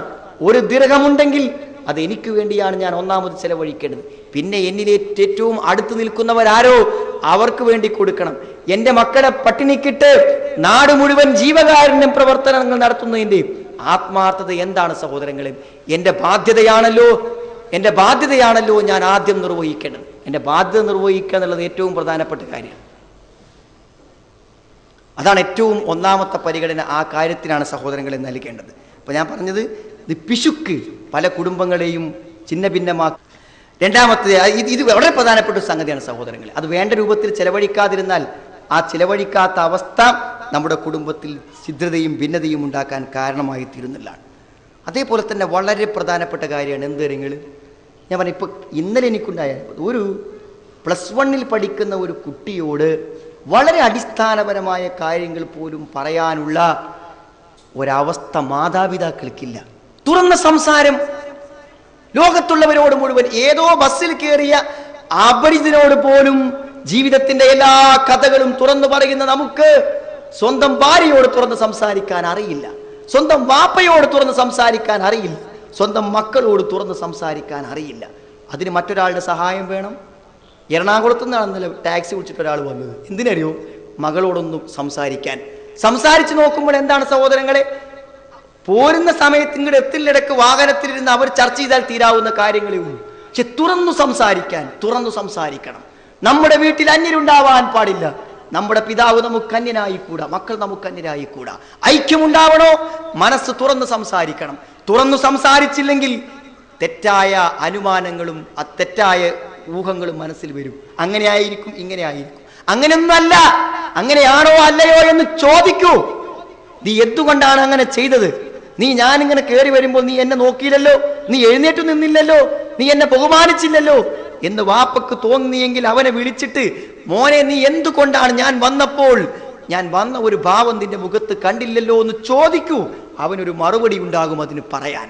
സഹോദരങ്ങളെ, തുറന്നു സംസാരിക്കാത്തതിന്റെ പേരിൽ സ്വന്തം പിതാവിന്റെ അതൃപ്തി വാങ്ങി ഈ ലോകത്ത് നിന്ന് പിരിഞ്ഞുപോയ എത്ര മക്കളുണ്ടെന്നറിയുമോ നമ്മൾ? ഒരു തുറന്ന സംസാരം, എന്തും തുറന്നു പറയാവുന്ന ഒരവസ്ഥാവിശേഷം വീട്ടിലുണ്ടോ പരിശോധിക്കൂ. എന്തെങ്കിലും ഒരു വിഷയം തോന്നിയാൽ, ഒരു വിഷമം തോന്നിയാൽ അത് തുറന്നു പറയാൻ. വാപ്പയോട് പറയാൻ ഉമ്മ വേണം. എന്താ വാപ്പയോട് പറയേണ്ട കാര്യം? വാപ്പയോട് പറയാൻ അവസരം വേണം. അതിന് പറ്റുന്നവനായി വാപ്പ നമ്മളിലേക്ക് ഇറങ്ങി വരണം. അതിന് അവസരങ്ങൾ സൃഷ്ടിക്കണം. വളരെ പ്രധാനമാണ് സഹോദരങ്ങളെ. മനസ്സിൽ ഒതുക്കി വെച്ച മനോവേദനകൾ വാപ്പയോടും ഉമ്മയോടും പറയാൻ കഴിയാത്തതിന്റെ പേരിൽ ആത്മഹത്യ ചെയ്ത പെൺകുട്ടികളുണ്ട്. സ്കൂളിലും കോളേജിലും പഠിക്കുന്നത്. ഒന്നുമില്ല, ഉമ്മെന്ന് വിളിച്ച് എന്താ മോളെ എന്ന് ഒന്ന് ചോദിച്ചിട്ട് പറയുന്നതെല്ലാം ഒന്ന് നിശബ്ദമായി കേൾക്കാൻ മനസ്സു കാണിക്കാത്തതിന്റെ പേരിൽ എന്തൊക്കെ സംഭവിക്കുന്ന കാര്യങ്ങള്. തുറന്ന സംസാരത്തിനുള്ള അവസരങ്ങൾ നമ്മൾ തമ്മിൽ ഉണ്ടാവണം. എൻ്റെ അപ്പാനോട് എനിക്ക് എന്തും പറയാം, അപ്പാനോട് പറയേണ്ടതൊക്കെ എൻ്റെ അപ്പാനോട് പറയാം, ഉമ്മാനോട് പറയേണ്ടതൊക്കെ ഉമ്മാനോട് പറയാം, എൻ്റെ ഭർത്താവിനോട് പറയേണ്ടതെല്ലാം എനിക്ക് ഭർത്താവിനോട് പറയാം എന്നൊരവസ്ഥ വേണ്ടേ സഹോദരങ്ങളെ? മെഡിക്കൽ തലങ്ങളിൽ ഏറ്റവും ഉന്നതരായുള്ള ആളുകളാണ്. പിരിയാൻ തീരുമാനിച്ചതിന് ശേഷം അവരോട് ചോദിച്ചു. ഇപ്പം അടുത്ത് 2 ആഴ്ചൻ്റെ പഴക്കമുള്ളൂ. തീരുമാനിച്ചതിന് ശേഷം ഞാൻ പറഞ്ഞു, ഒന്നുമില്ല, നിങ്ങൾക്ക് എന്നെ വേണ്ടെങ്കിൽ നിങ്ങൾ എന്നെ ഒഴിവാക്കി വിട്ടോളൂ, എനിക്കൊരു പ്രശ്നമില്ല. പക്ഷേ നിങ്ങൾ എന്തുകൊണ്ട് എന്നെ ഒഴിവാക്കുന്നു എന്ന് എന്നോട് മാത്രം, മധ്യസ്ഥന്മാരോടൊന്നും പറയണ്ട. നിങ്ങൾ എന്നോടൊന്ന് പറഞ്ഞ് എനിക്ക് മനസ്സിലാക്കി തരും. ഞാൻ ഒറ്റയ്ക്ക് ജീവിച്ചോളാം. ഇനി ഭാവിയിൽ ഒരു ഭർത്താവില്ലെങ്കിൽ വേണ്ട. പക്ഷെ ഞാൻ നിങ്ങളോടൊപ്പം ജീവിച്ചപ്പോൾ എന്തുകൊണ്ട് നിങ്ങൾക്ക് എന്നെ ഉൾക്കൊള്ളാനാവുന്നില്ലെന്നൊന്ന് തുറന്നിന്നോട് പറയും. മുഖത്ത് നോക്കി പറയാൻ നിങ്ങൾക്ക് വിഷമമാണെങ്കിൽ ഈ ഫോണിലെങ്കിലും എന്നോട് പറയൂ എന്ന് നിങ്ങൾ അയാളോട് ചോദിക്കൂ എന്ന് ഞാൻ പറഞ്ഞു. ഇത്ര കാലം ജീവിച്ച ആളല്ലേ, നിങ്ങൾക്ക് എന്താണ് എന്നോട് വെറുപ്പ്? നിങ്ങളത് പറയൂ, ഞാനത് കേൾക്കാൻ തയ്യാറാണ്.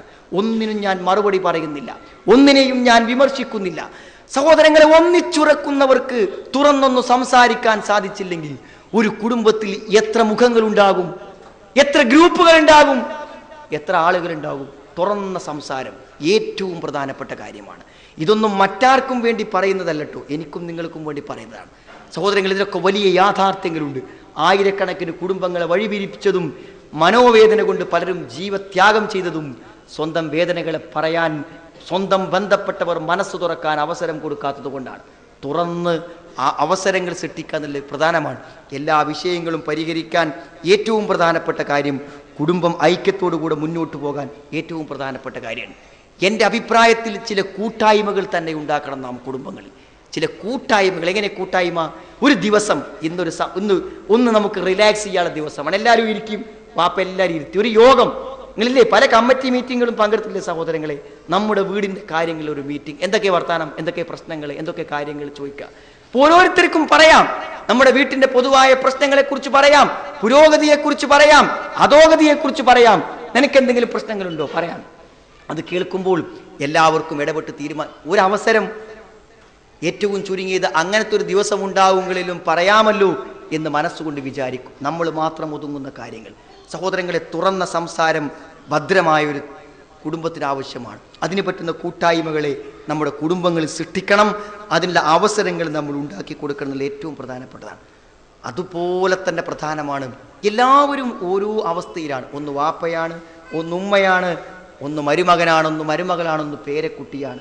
സഹോദരങ്ങളെ, ഒരു മഹാസ്ഥാപനത്തിൻ്റെ വ്യത്യസ്തമായ ചെയറുകളിരിക്കുന്ന, അതിന് ഡയറക്ടറുണ്ട്, സെക്രട്ടറി ഉണ്ട്, ഓരോ സെക്ഷനിലും പ്രത്യേകം ആളുകളുണ്ട്. എന്ന പോലെ തന്നെ നമ്മുടെ കുടുംബത്തിലും ഓരോ കസേരയുണ്ട്. വാപ്പക്കൊരു കസേരയുണ്ട്, ഉമ്മക്കൊരു കസേരയുണ്ട്, മൂത്ത ജ്യേഷ്ഠനൊരു കസേരയുണ്ട്, നമ്മുടെ ഏറ്റവും ഇളയ പേരക്കുട്ടിക്കും ഒരു കസേരയുണ്ട്. ഓരോരുത്തർക്കുമുള്ള സ്ഥാനം വകവെച്ച് കൊടുത്തേ പറ്റൂ. വാപ്പക്ക് പ്രായം 99 ആയാലും വാപ്പയാണ്. വാപ്പയെ പ്രതിഷ്ഠിക്കേണ്ട ഒരു സ്ഥാനമുണ്ട്. ആ സ്ഥാനത്ത് നിന്ന് വാപ്പയെ നിരാകരിച്ചാൽ അത് വല്ലാത്ത വേദന മനസ്സിൽ സൃഷ്ടിക്കും. ഒരിക്കലും സ്വന്തം മക്കളോട് മനപ്പൊരുത്തത്തോടെ മുന്നോട്ട് പോകാൻ ആ പിതാവിന് പറ്റില്ല. സഹോദരങ്ങളെ, മൂത്ത ജ്യേഷ്ഠൻ എന്ന് പറയുമ്പോൾ വീട്ടിൽ അയാൾക്കൊരു സ്ഥാനമുണ്ട്. എന്താ സ്ഥാനം? ആ കുടുംബത്തിലെ ഇനി വരാനിരിക്കുന്ന ഒരു കുടുംബനാഥനാണ് അയാൾ. ചോദിക്കേണ്ടത് ചോദിച്ചും പറയേണ്ടത് പറഞ്ഞും അന്വേഷിക്കേണ്ടത് അന്വേഷിച്ചും തന്നെ മുന്നോട്ട് പോകണം. പലപ്പോഴും പുതിയ തലമുറ കൂടുതൽ പഠിച്ചവരാണ്, പഴയ തലമുറ പഠിക്കാത്തവരാണ്.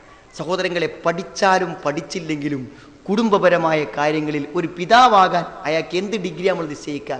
ഒരു പിതാവാകാനുള്ള ഡിഗ്രി ഒരു പുത്രൻ ഉണ്ടാവുക എന്നതാണ്, അല്ലേ? എനിക്കൊരു കുട്ടി ഉണ്ടാകുക എന്നുള്ള എനിക്ക് വാപ്പയാകാനുള്ള യോഗ്യത. അതിനപ്പുറത്ത് യോഗ്യത ഉള്ളത് ഒരു യോഗ്യതയില്ല.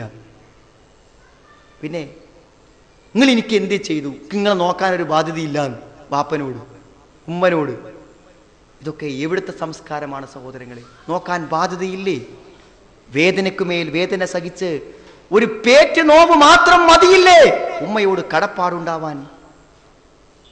സഹോദരങ്ങൾ, ഒന്നും ചെയ്യാൻ പറ്റാത്ത, ഒരു കാര്യവും നമ്മൾ ഇടപെടാൻ പറ്റാത്ത ഒരംഗവൈകല്യത്തോടുകൂടെ എന്നും ആശ്രയത്വത്തോടെ ജീവിക്കേണ്ടവനാണ് നമ്മുടെ പിതാവെങ്കിലും അയാളുടെ മനസ്സിൽ സ്വപ്നങ്ങളില്ലേ?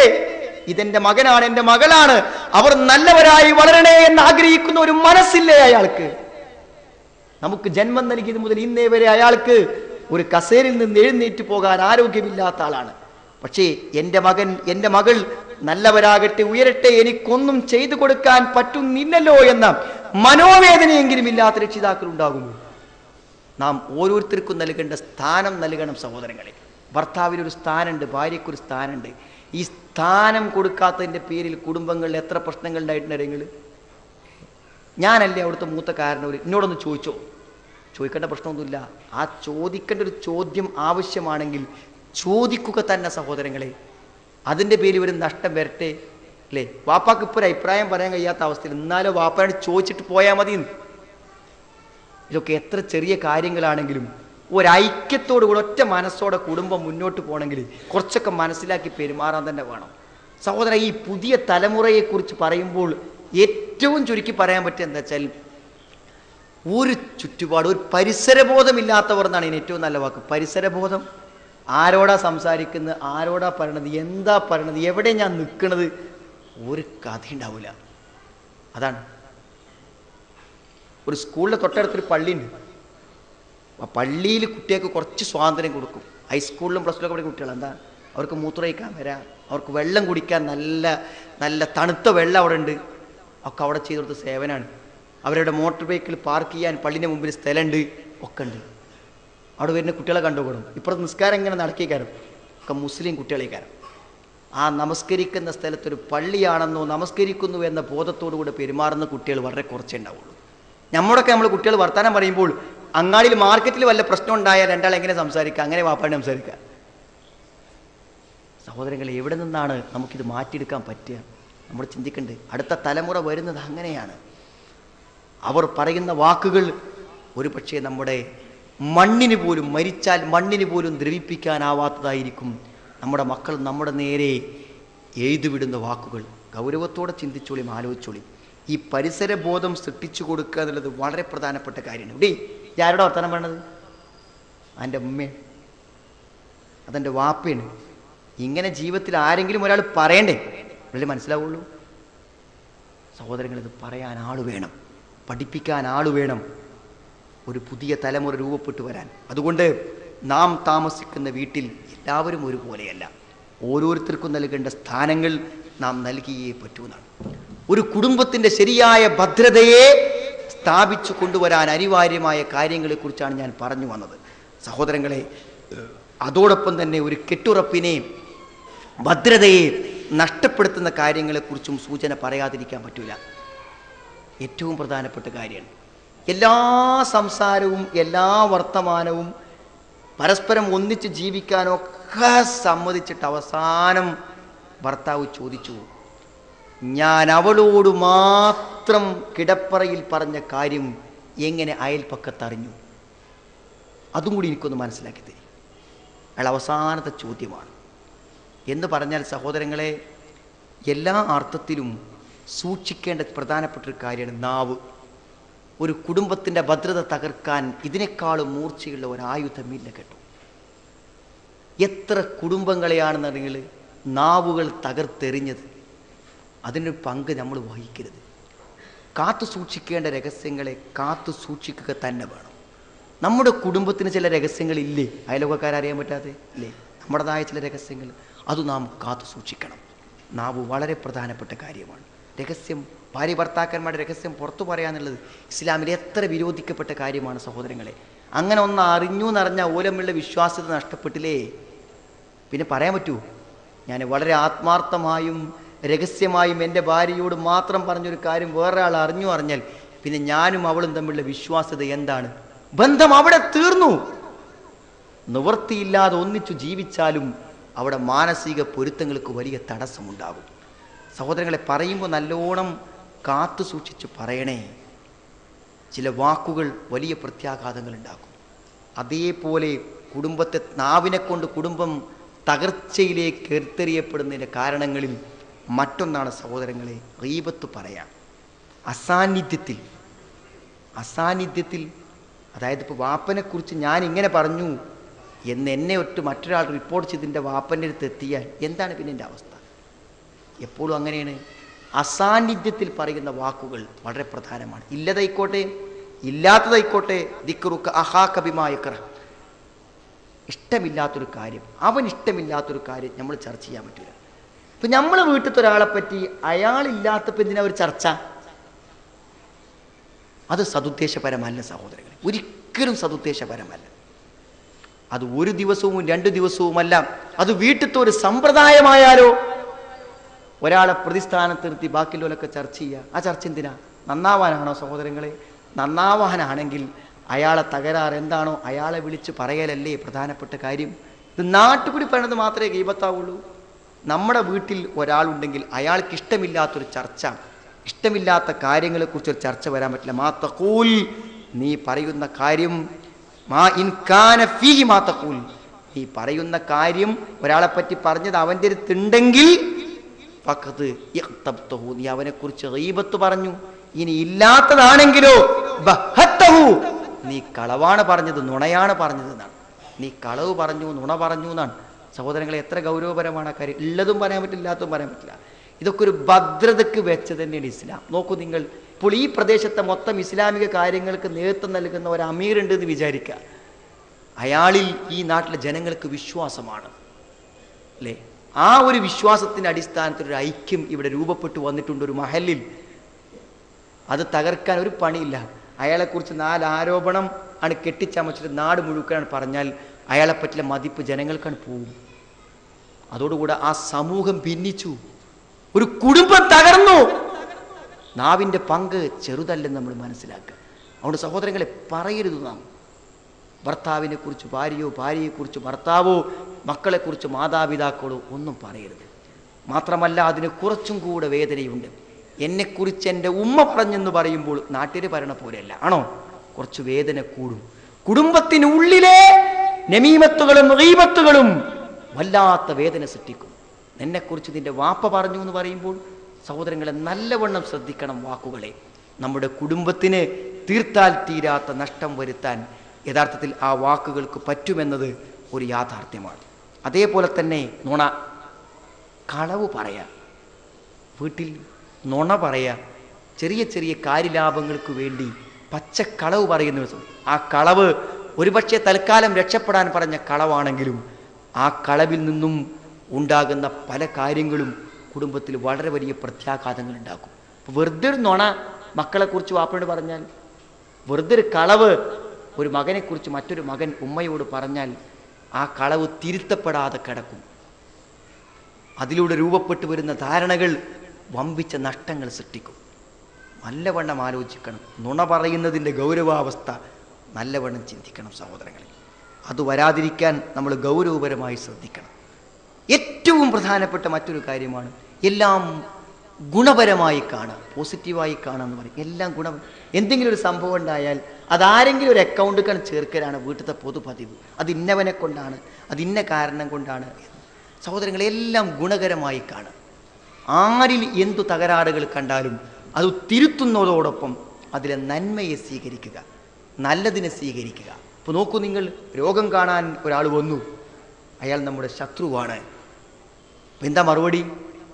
നമുക്ക് രണ്ട് നിലയ്ക്ക് വ്യാഖ്യാനിക്കാം. ഒന്ന്, ഈ മരണസമയത്തെങ്കിലും ആ മാനസിക വെറുപ്പ് മാറി ഒന്ന് പൊരുത്തപ്പെടിക്കാൻ വേണ്ടി വന്നതാണെന്ന് പറഞ്ഞാൽ അത് പോസിറ്റീവായ ചിന്തയാണ്. ഇങ്ങനെ ഇടങ്ങേറായി കിടക്കുമ്പോഴേ അത് കണ്ട് ആസ്വദിക്കാൻ വന്നതാണ് അവൻ എന്ന് പറഞ്ഞാലോ എന്തായി? ഏതൊരു വിഷയവും കാണുന്നിടത്താണ് പ്രധാനം. നമുക്ക് കാണാൻ പറ്റും. നമ്മുടെ ഒരു കുടുംബാംഗം ചെയ്ത ഒരു കാര്യം നമുക്ക് പ്രതികൂലമായും വ്യാഖ്യാനിക്കാം, അനുകൂലമായും വ്യാഖ്യാനിക്കാം. പ്രതികൂലമായി വ്യാഖ്യാനിക്കുമ്പോൾ നമ്മുടെ മനസ്സ് വേദനിക്കും, അനുകൂലമായി വ്യാഖ്യാനിക്കുമ്പോൾ നമുക്ക് സന്തോഷിക്കാൻ പറ്റും. നമ്മുടെ ഭാര്യയുടെ ഒരു സ്വഭാവം അനുകൂലമായി കാണും, അനുകൂലമായി കാണാൻ പറ്റണം നമുക്ക്. അതേപോലെ നമ്മുടെ മാതാപിതാക്കളിൽ നിന്നുണ്ടാകുന്നൊരു അനുഭവം, നീ കണ്ട് പോണ്ട, അത് അസൂയ കൊണ്ട് പറഞ്ഞതാണെന്നാ, ഒരു ഗുണം വിചാരിച്ചതായിരിക്കും. ഇന്ന് കുറച്ച് റോഡ് തിരക്കൊക്കെ ഉള്ള ദിവസമാണ്, അപ്പോൾ ഇന്ന് പോയി വല്ല അപകടം പറ്റുന്നതിലൊക്കെ പറഞ്ഞത് ഈ കാരം, നിങ്ങൾ ആ ബേക്കുമ്പോൾ കുട്ടികളൊക്കെ പാടെ പോണ്ട എന്ന് പറഞ്ഞാൽ അത് ഭാര്യനെയും കൂട്ടി പോണത് അവർക്ക് ഇഷ്ടമില്ലാത്തതുകൊണ്ടാണ് പറയണോ? അല്ലേ? എല്ലാവരും പാടെ ഉമ്മ കയറിയിട്ട് മറിഞ്ഞു വീഴുന്ന വെച്ചിട്ടാണെങ്കിലോ ഒരു നല്ല നിലക്ക് കാര്യങ്ങളെ കാണാൻ നമുക്ക് പറ്റുന്നില്ല സഹോദരങ്ങളെ. എല്ലാവരുടെയും മനസ്സുകൾ തിന്മയെയാണ് അന്വേഷിക്കുന്നത്. നല്ല നിലക്ക് കുടുംബത്തിൽ നടക്കുന്ന എന്തു കാര്യങ്ങളെയും ഗുണകരമായി കാണാൻ കഴിയുമ്പോൾ ആ കുടുംബം ഐക്യപ്പെടും, ഭദ്രമായ കുടുംബമാകും. എന്നാൽ എന്ത് നടന്നാലും അതൊക്കെ പ്രതികൂലമായി വ്യാഖ്യാനിക്കാൻ ശ്രമിക്കുന്നവർ ഒരു കുടുംബത്തിൻ്റെ ഭദ്രതയ്ക്ക് ഏറ്റവും അധികം ഹാനി വരുത്തുന്നവരും ഉപദ്രവം സൃഷ്ടിക്കുന്നവരുമാണ്. എല്ലാറ്റിനെയും അനുകൂലമായി കാണുക, ആ അനുകൂലാവസ്ഥയെ സൃഷ്ടിക്കാൻ നമുക്ക് പറ്റണം എന്നുള്ളത് ഏറ്റവും പ്രധാനപ്പെട്ട. സൂഉല്ലൻ, ചീത്ത വിചാരം. ഇയ്യാക്കും വല്ലന്ന്, ഊഹങ്ങളെ നിങ്ങൾ സൂക്ഷിക്കണേ. സൂക്ഷിക്കണേ എന്ന് പറയുമ്പോൾ കുറച്ച് ഗൗരവമായതുകൊണ്ടാണ്. ഇയ്യാക്കും വല്ലന്ന്, ഊഹങ്ങളെ നിങ്ങൾ സൂക്ഷിക്കണം. എന്നെ പറ്റി ഒരാൾ ഊഹിച്ചു പറഞ്ഞാൽ അതാണ് കളവുകളിൽ വെച്ച് ഏറ്റവും വലിയ കളവ്. ഞാൻ വിചാരിക്കാത്തതിനെ കുറിച്ച് പറയാം, ഊഹിക്കാത്തതിനെ കുറിച്ച് പറയാം. ചിലപ്പോഴൊക്കെ കുടുംബപരമായ പ്രശ്നങ്ങളിൽ ചില വലിയ ആരോപണങ്ങൾ ഉന്നയിക്കും. അപ്പം ആരോപണങ്ങൾ തെളിയിക്കാൻ വേണ്ടി ഒന്നിച്ചിട്ട് സംസാരിക്കുമ്പോൾ അവരത് വിശദീകരിക്കുമ്പോൾ ഊഹിച്ച ആൾ മൂക്കത്ത് വിരൽ വെക്കും. ഇത്ര കാലം ഞാൻ അങ്ങനെ വിചാരിച്ചു തട്ടോ എന്ന് പറയും. ഇത്ര കാലം വിചാരിച്ച് നടക്കണോ? അതിനിടയ്ക്ക് തന്നെ ഒന്ന് ചോദിച്ചിട്ട് അതിൻ്റെ നിജസ്ഥിതി അറിയാൻ എന്താണ് സഹോദരങ്ങളെ തടസ്സം, എന്താണ് പ്രയാസം? എത്രയോ ഊഹങ്ങൾ നമുക്ക് നമ്മുടെ കുടുംബാംഗങ്ങളെ കുറിച്ചുണ്ട്, വാപ്പയെക്കുറിച്ചുണ്ട്, മക്കളെക്കുറിച്ചുണ്ട്, ഭാര്യയെക്കുറിച്ചുണ്ട്. ഈ ഊഹങ്ങളുടെ മറകൾ പിച്ചിച്ചീന്തി എറിയപ്പെടാതെ ഹൃദയങ്ങൾക്ക് അടുക്കാൻ പറ്റൂല, സ്നേഹിക്കാൻ പറ്റൂല, ഐക്യപ്പെടാൻ പറ്റൂല. സഹോദരങ്ങളെ, ഊഹങ്ങൾ നമ്മുടെ കുടുംബങ്ങളിൽ അനൈക്യം സൃഷ്ടിക്കുന്നതിൽ ചെറിയ പങ്കല്ല വഹിച്ചത്. ഗൗരവത്തോടെ നമ്മൾ ആലോചിക്കാം. ഇതുപോലെ തന്നെ പ്രധാനമാണ് സഹോദരങ്ങളെ അസൂയ. കുടുംബങ്ങളെ നശിപ്പിക്കുന്നതിൽ ഏറ്റവും പ്രധാനപ്പെട്ട കാര്യം അസൂയയാണ്. കഥ പറയണ്ടല്ലോ, യൂസുഫ് നബി അലൈഹി സ്വലാമിൻ്റെ കഥ നിങ്ങൾക്ക് അറിയാലോ. യൂസുഫ് നബി അലൈഹി സ്വലാമിനെ കുറിച്ച് പറഞ്ഞത് എന്താണ്? യൂസുഫ് നബി അലൈഹി സ്വലാമിൻ്റെ സഹോദരങ്ങൾ പറഞ്ഞ വാക്കാണ് അഹബ്ബു ഇലാ അബീന മിന്ന വനഹ്നു ഉസ്ബ ഇന്ന അബാന ലഫീ ളലാലിൻ മുബീൻ. നമ്മുടെ വാപ്പാക്ക് കുറച്ചൊരു സ്നേഹം കൂടുതലാണ് അവരോട്. അതെന്നെ പ്രശ്നം. ആ സ്നേഹ കൂടുതൽ വാപ്പാക്ക് ഉണ്ടായപ്പോൾ അതൊരു അസൂയയായി രൂപപ്പെടുകയും തങ്ങളുടെ കൊച്ചനുജനെ സംരക്ഷിക്കാനെന്ന പേരിൽ കൊണ്ടുപോയി കൊല്ലാൻ ശ്രമിക്കുകയും ചെയ്ത കഥ ഖുർആൻ നമുക്ക് പറഞ്ഞു തരുന്നുണ്ട്. സത്യമല്ലേ സഹോദരങ്ങളെ? അത് അസൂയ സ്വന്തം കുടുംബങ്ങളെ നശിപ്പിക്കുന്നതിലേക്ക് എത്തും. സ്വന്തം ജ്യേഷ്ഠൻ നശിപ്പിക്കുക, അനുജനെ നശിപ്പിക്കുക, വാപ്പാനെ നശിപ്പിക്കുക. ഈ അവസ്ഥയിലേക്ക് അസൂയ രൂപപ്പെട്ടു വരാമെന്ന് ഖുർആൻ നമ്മളെ ഓർമ്മപ്പെടുത്തുന്നു. അസൂയ വളരെ മാരകമായ കാര്യമാണ്. അസൂയയുടെ തീയിൽ നന്മകൾ മുഴുവൻ എരിഞ്ഞമർന്ന് ഒരുപക്ഷെ നരകക്കാരായി പോകും കുടുംബജീവിതത്തിനിടക്ക് നമ്മൾ. ഗൗരവം എന്തിനാ സഹോദരങ്ങളെ അസൂയ? ആരോ വളർന്നോട്ടെ. ഇപ്പോൾ പലപ്പോഴും ഉണ്ട്, എൻ്റെ വീട്ടിലെല്ലാവരും പഠിച്ചോലാണ്, എന്നെ മാത്രം SLC തോറ്റ് എന്നെ കല്യാണം കഴിച്ചു വന്നു, വേറെല്ലോലൊക്കെ വലിയ ഡിഗ്രി ഡോക്ടർമാർ, ഞാൻ എന്തു ചെയ്യുമെന്നാണ്. സഹോദരങ്ങളെ, അങ്ങനെ ഒരു കുടുംബത്തിൽ കുറേ ആൾക്കാർ നല്ലവരുണ്ടാണ്, നല്ലതല്ലേ? അവരൊക്കെ കാര്യങ്ങൾ നമുക്ക് പ്രയോജനപ്പെടും. നമുക്ക് എന്താണോ ഉള്ളത് അത് അള്ളാഹു നമുക്ക് തന്നൊരു സംതൃപ്തിപ്പെട്ട് ജീവിക്കുക. വേറുള്ളവരുടെ അസൂയപ്പെടുന്നതിൽ എന്താ അർത്ഥം എന്നാണ്. ഇപ്പോൾ ഒരു നാട്ടിലൊരു നല്ല മാന്യനായ ഒരാളുണ്ടെങ്കിൽ അയാളെപ്പറ്റി നാട്ടുകാർക്ക് മുഴുവൻ മതിപ്പാണ്, പക്ഷെ കുടുംബക്കാർക്ക് മാത്രം മതിപ്പില്ല. എന്ത് ഒരു അസൂയ? നാട്ടുകാർക്ക് ഇപ്പോൾ അസൂയേണ്ട ആവശ്യമില്ലല്ലോ, അയാൾ വലിയ. പക്ഷെ കുടുംബത്തിൽപ്പെട്ട ആളുകൾക്ക് എന്തേ എനിക്ക് മാത്രം ഉണ്ടാവാറുണ്ട്? ഇമാം ഗസാലി പറഞ്ഞതാണ്, പണ്ഡിതന്മാർക്ക് പണ്ഡിതന്മാരുടെ അസൂയ, മുതലാളിമാർക്ക് മുതലാളിമാരുടെ അസൂയ എന്ന് പറയാറുണ്ട്. എന്ന പോലെ നമ്മുടെ കുടുംബങ്ങളിലുള്ളവർ പരസ്പരം കുടുംബാംഗങ്ങളുടെ അസൂയപ്പെട്ടാൽ പരസ്പരം നശിപ്പിക്കാനും പരസ്പരമുള്ള പുരോഗതിക്ക് തടസ്സം നിൽക്കാനും മാനസിക അകലം സൃഷ്ടിക്കാനും മാത്രമേ അത് ഉപകരിക്കുകയുള്ളൂ. സഹോദരങ്ങളെ, ഞാൻ ചില ഉദാഹരണങ്ങൾ പറഞ്ഞതാണ്. എന്നെക്കാളും ഈ ഉദാഹരണങ്ങളിൽ ഇനി എത്രയോ ചേർക്കാൻ നിങ്ങളുടെ മനസ്സുകളിലുണ്ട്. ഒരു കുടുംബം ഐക്യപ്പെടാൻ എന്തു വേണമെന്ന ചോദ്യത്തിന് നിങ്ങൾക്ക് പറയാവുന്ന ചെറുതും വലുതുമായ അനേക ഉത്തരങ്ങളുണ്ട്. ഒരു കുടുംബം എന്തുകൊണ്ട് ഭദ്രത നഷ്ടപ്പെടുന്നു എന്നതിനും നിങ്ങൾക്ക് ഇഷ്ടംപോലെ ഉദാഹരണങ്ങൾ പറയാൻ പറ്റും. അതുകൊണ്ട് ആ രണ്ടു രംഗം ഞാൻ അവസാനിപ്പിച്ച് എൻ്റെ പ്രസംഗത്തിൻ്റെ അവസാന ഭാഗത്തേക്ക് പ്രവേശിക്കാൻ ശ്രദ്ധിക്കേണ്ട ചില കാര്യങ്ങളുണ്ട്. നിങ്ങളൊരു കുടുംബത്തിലെ അംഗങ്ങളല്ലേ സഹോദരങ്ങളെ? ചെറിയൊരു ശ്രദ്ധ നമുക്ക് നല്ലത്. ഈ റോഡിലൂടെ നമ്മൾ ശ്രദ്ധിക്കാതെ നടന്നു പോയാൽ എന്തൊക്കെയാണ് അവസ്ഥ? പ്രശ്നമല്ലേ കാര്യങ്ങൾ? ഒരു ചതുപ്പ് തലത്തിലൂടെ ശ്രദ്ധിക്കാതെ നടന്നു പോയാൽ തലയടിച്ചു വീഴും. ഈ വ്യത്യസ്തമായ മാനസികാവസ്ഥകളിലൂടെയുള്ള നമ്മുടെ കുടുംബമെന്ന ആ ഭരണകൂടത്തെ മുന്നോട്ട് കൊണ്ടുപോകുമ്പോൾ ചെറിയൊരു ശ്രദ്ധയും സൂക്ഷ്മതയും ആവശ്യമാണ്. ഒന്ന് രണ്ട് ഉദാഹരണങ്ങൾ ഞാൻ പറയാം.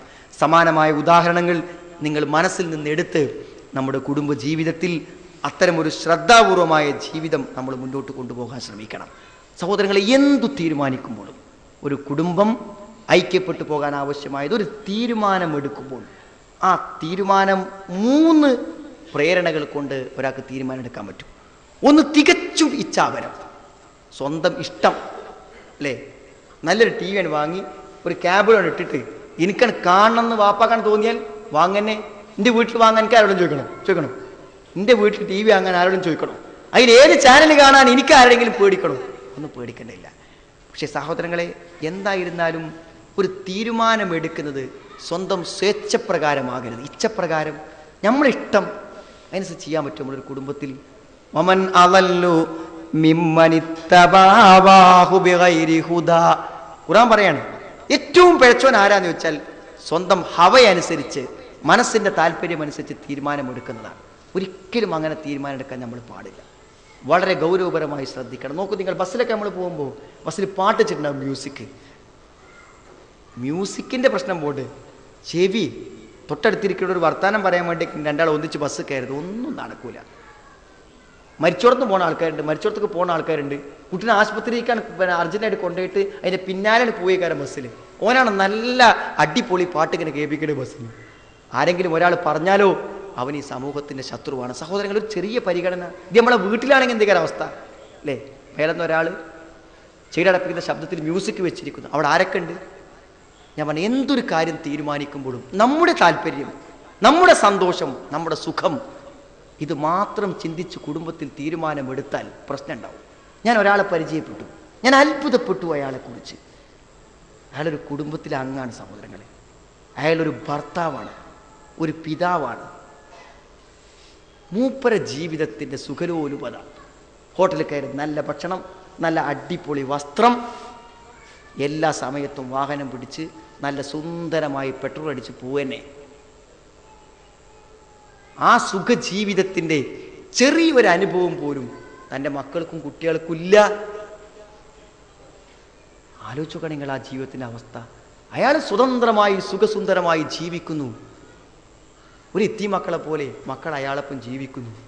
എന്താണ് അതിൻ്റെ ഒരു അവസ്ഥ? അങ്ങനെ 2 മനുഷ്യന്മാർ, സ്വന്തം ഇച്ഛകൾ, അവരിൽ നിന്ന് എന്ത് അയാൾക്ക് കിട്ടുന്നുവോ അതൊക്കെ അയാൾ, ഭാര്യയിൽ നിന്ന് എന്ത് കിട്ടുമോ അതൊക്കെ വാങ്ങുക, അവനവൻ്റെ സുഖജീവിതം. എപ്പോഴെങ്കിലും അയാളെക്കുറിച്ചൊരു സന്തോഷത്തിൻ്റെയും പരിഗണനയുടെയും വർത്തമാനം പറയാൻ അയാളുടെ ഭാര്യയ്ക്കില്ല. ചിന്തിച്ചു നോക്കൂ നിങ്ങൾ. അവനാൻ്റെ സുഖം, ഒരു കുടുംബത്തിൽ ഓരോരുത്തരും അവനാൻ്റെ സുഖം നോക്കി തീരുമാനം എടുത്താൽ എങ്ങനെ ഉണ്ടാവും?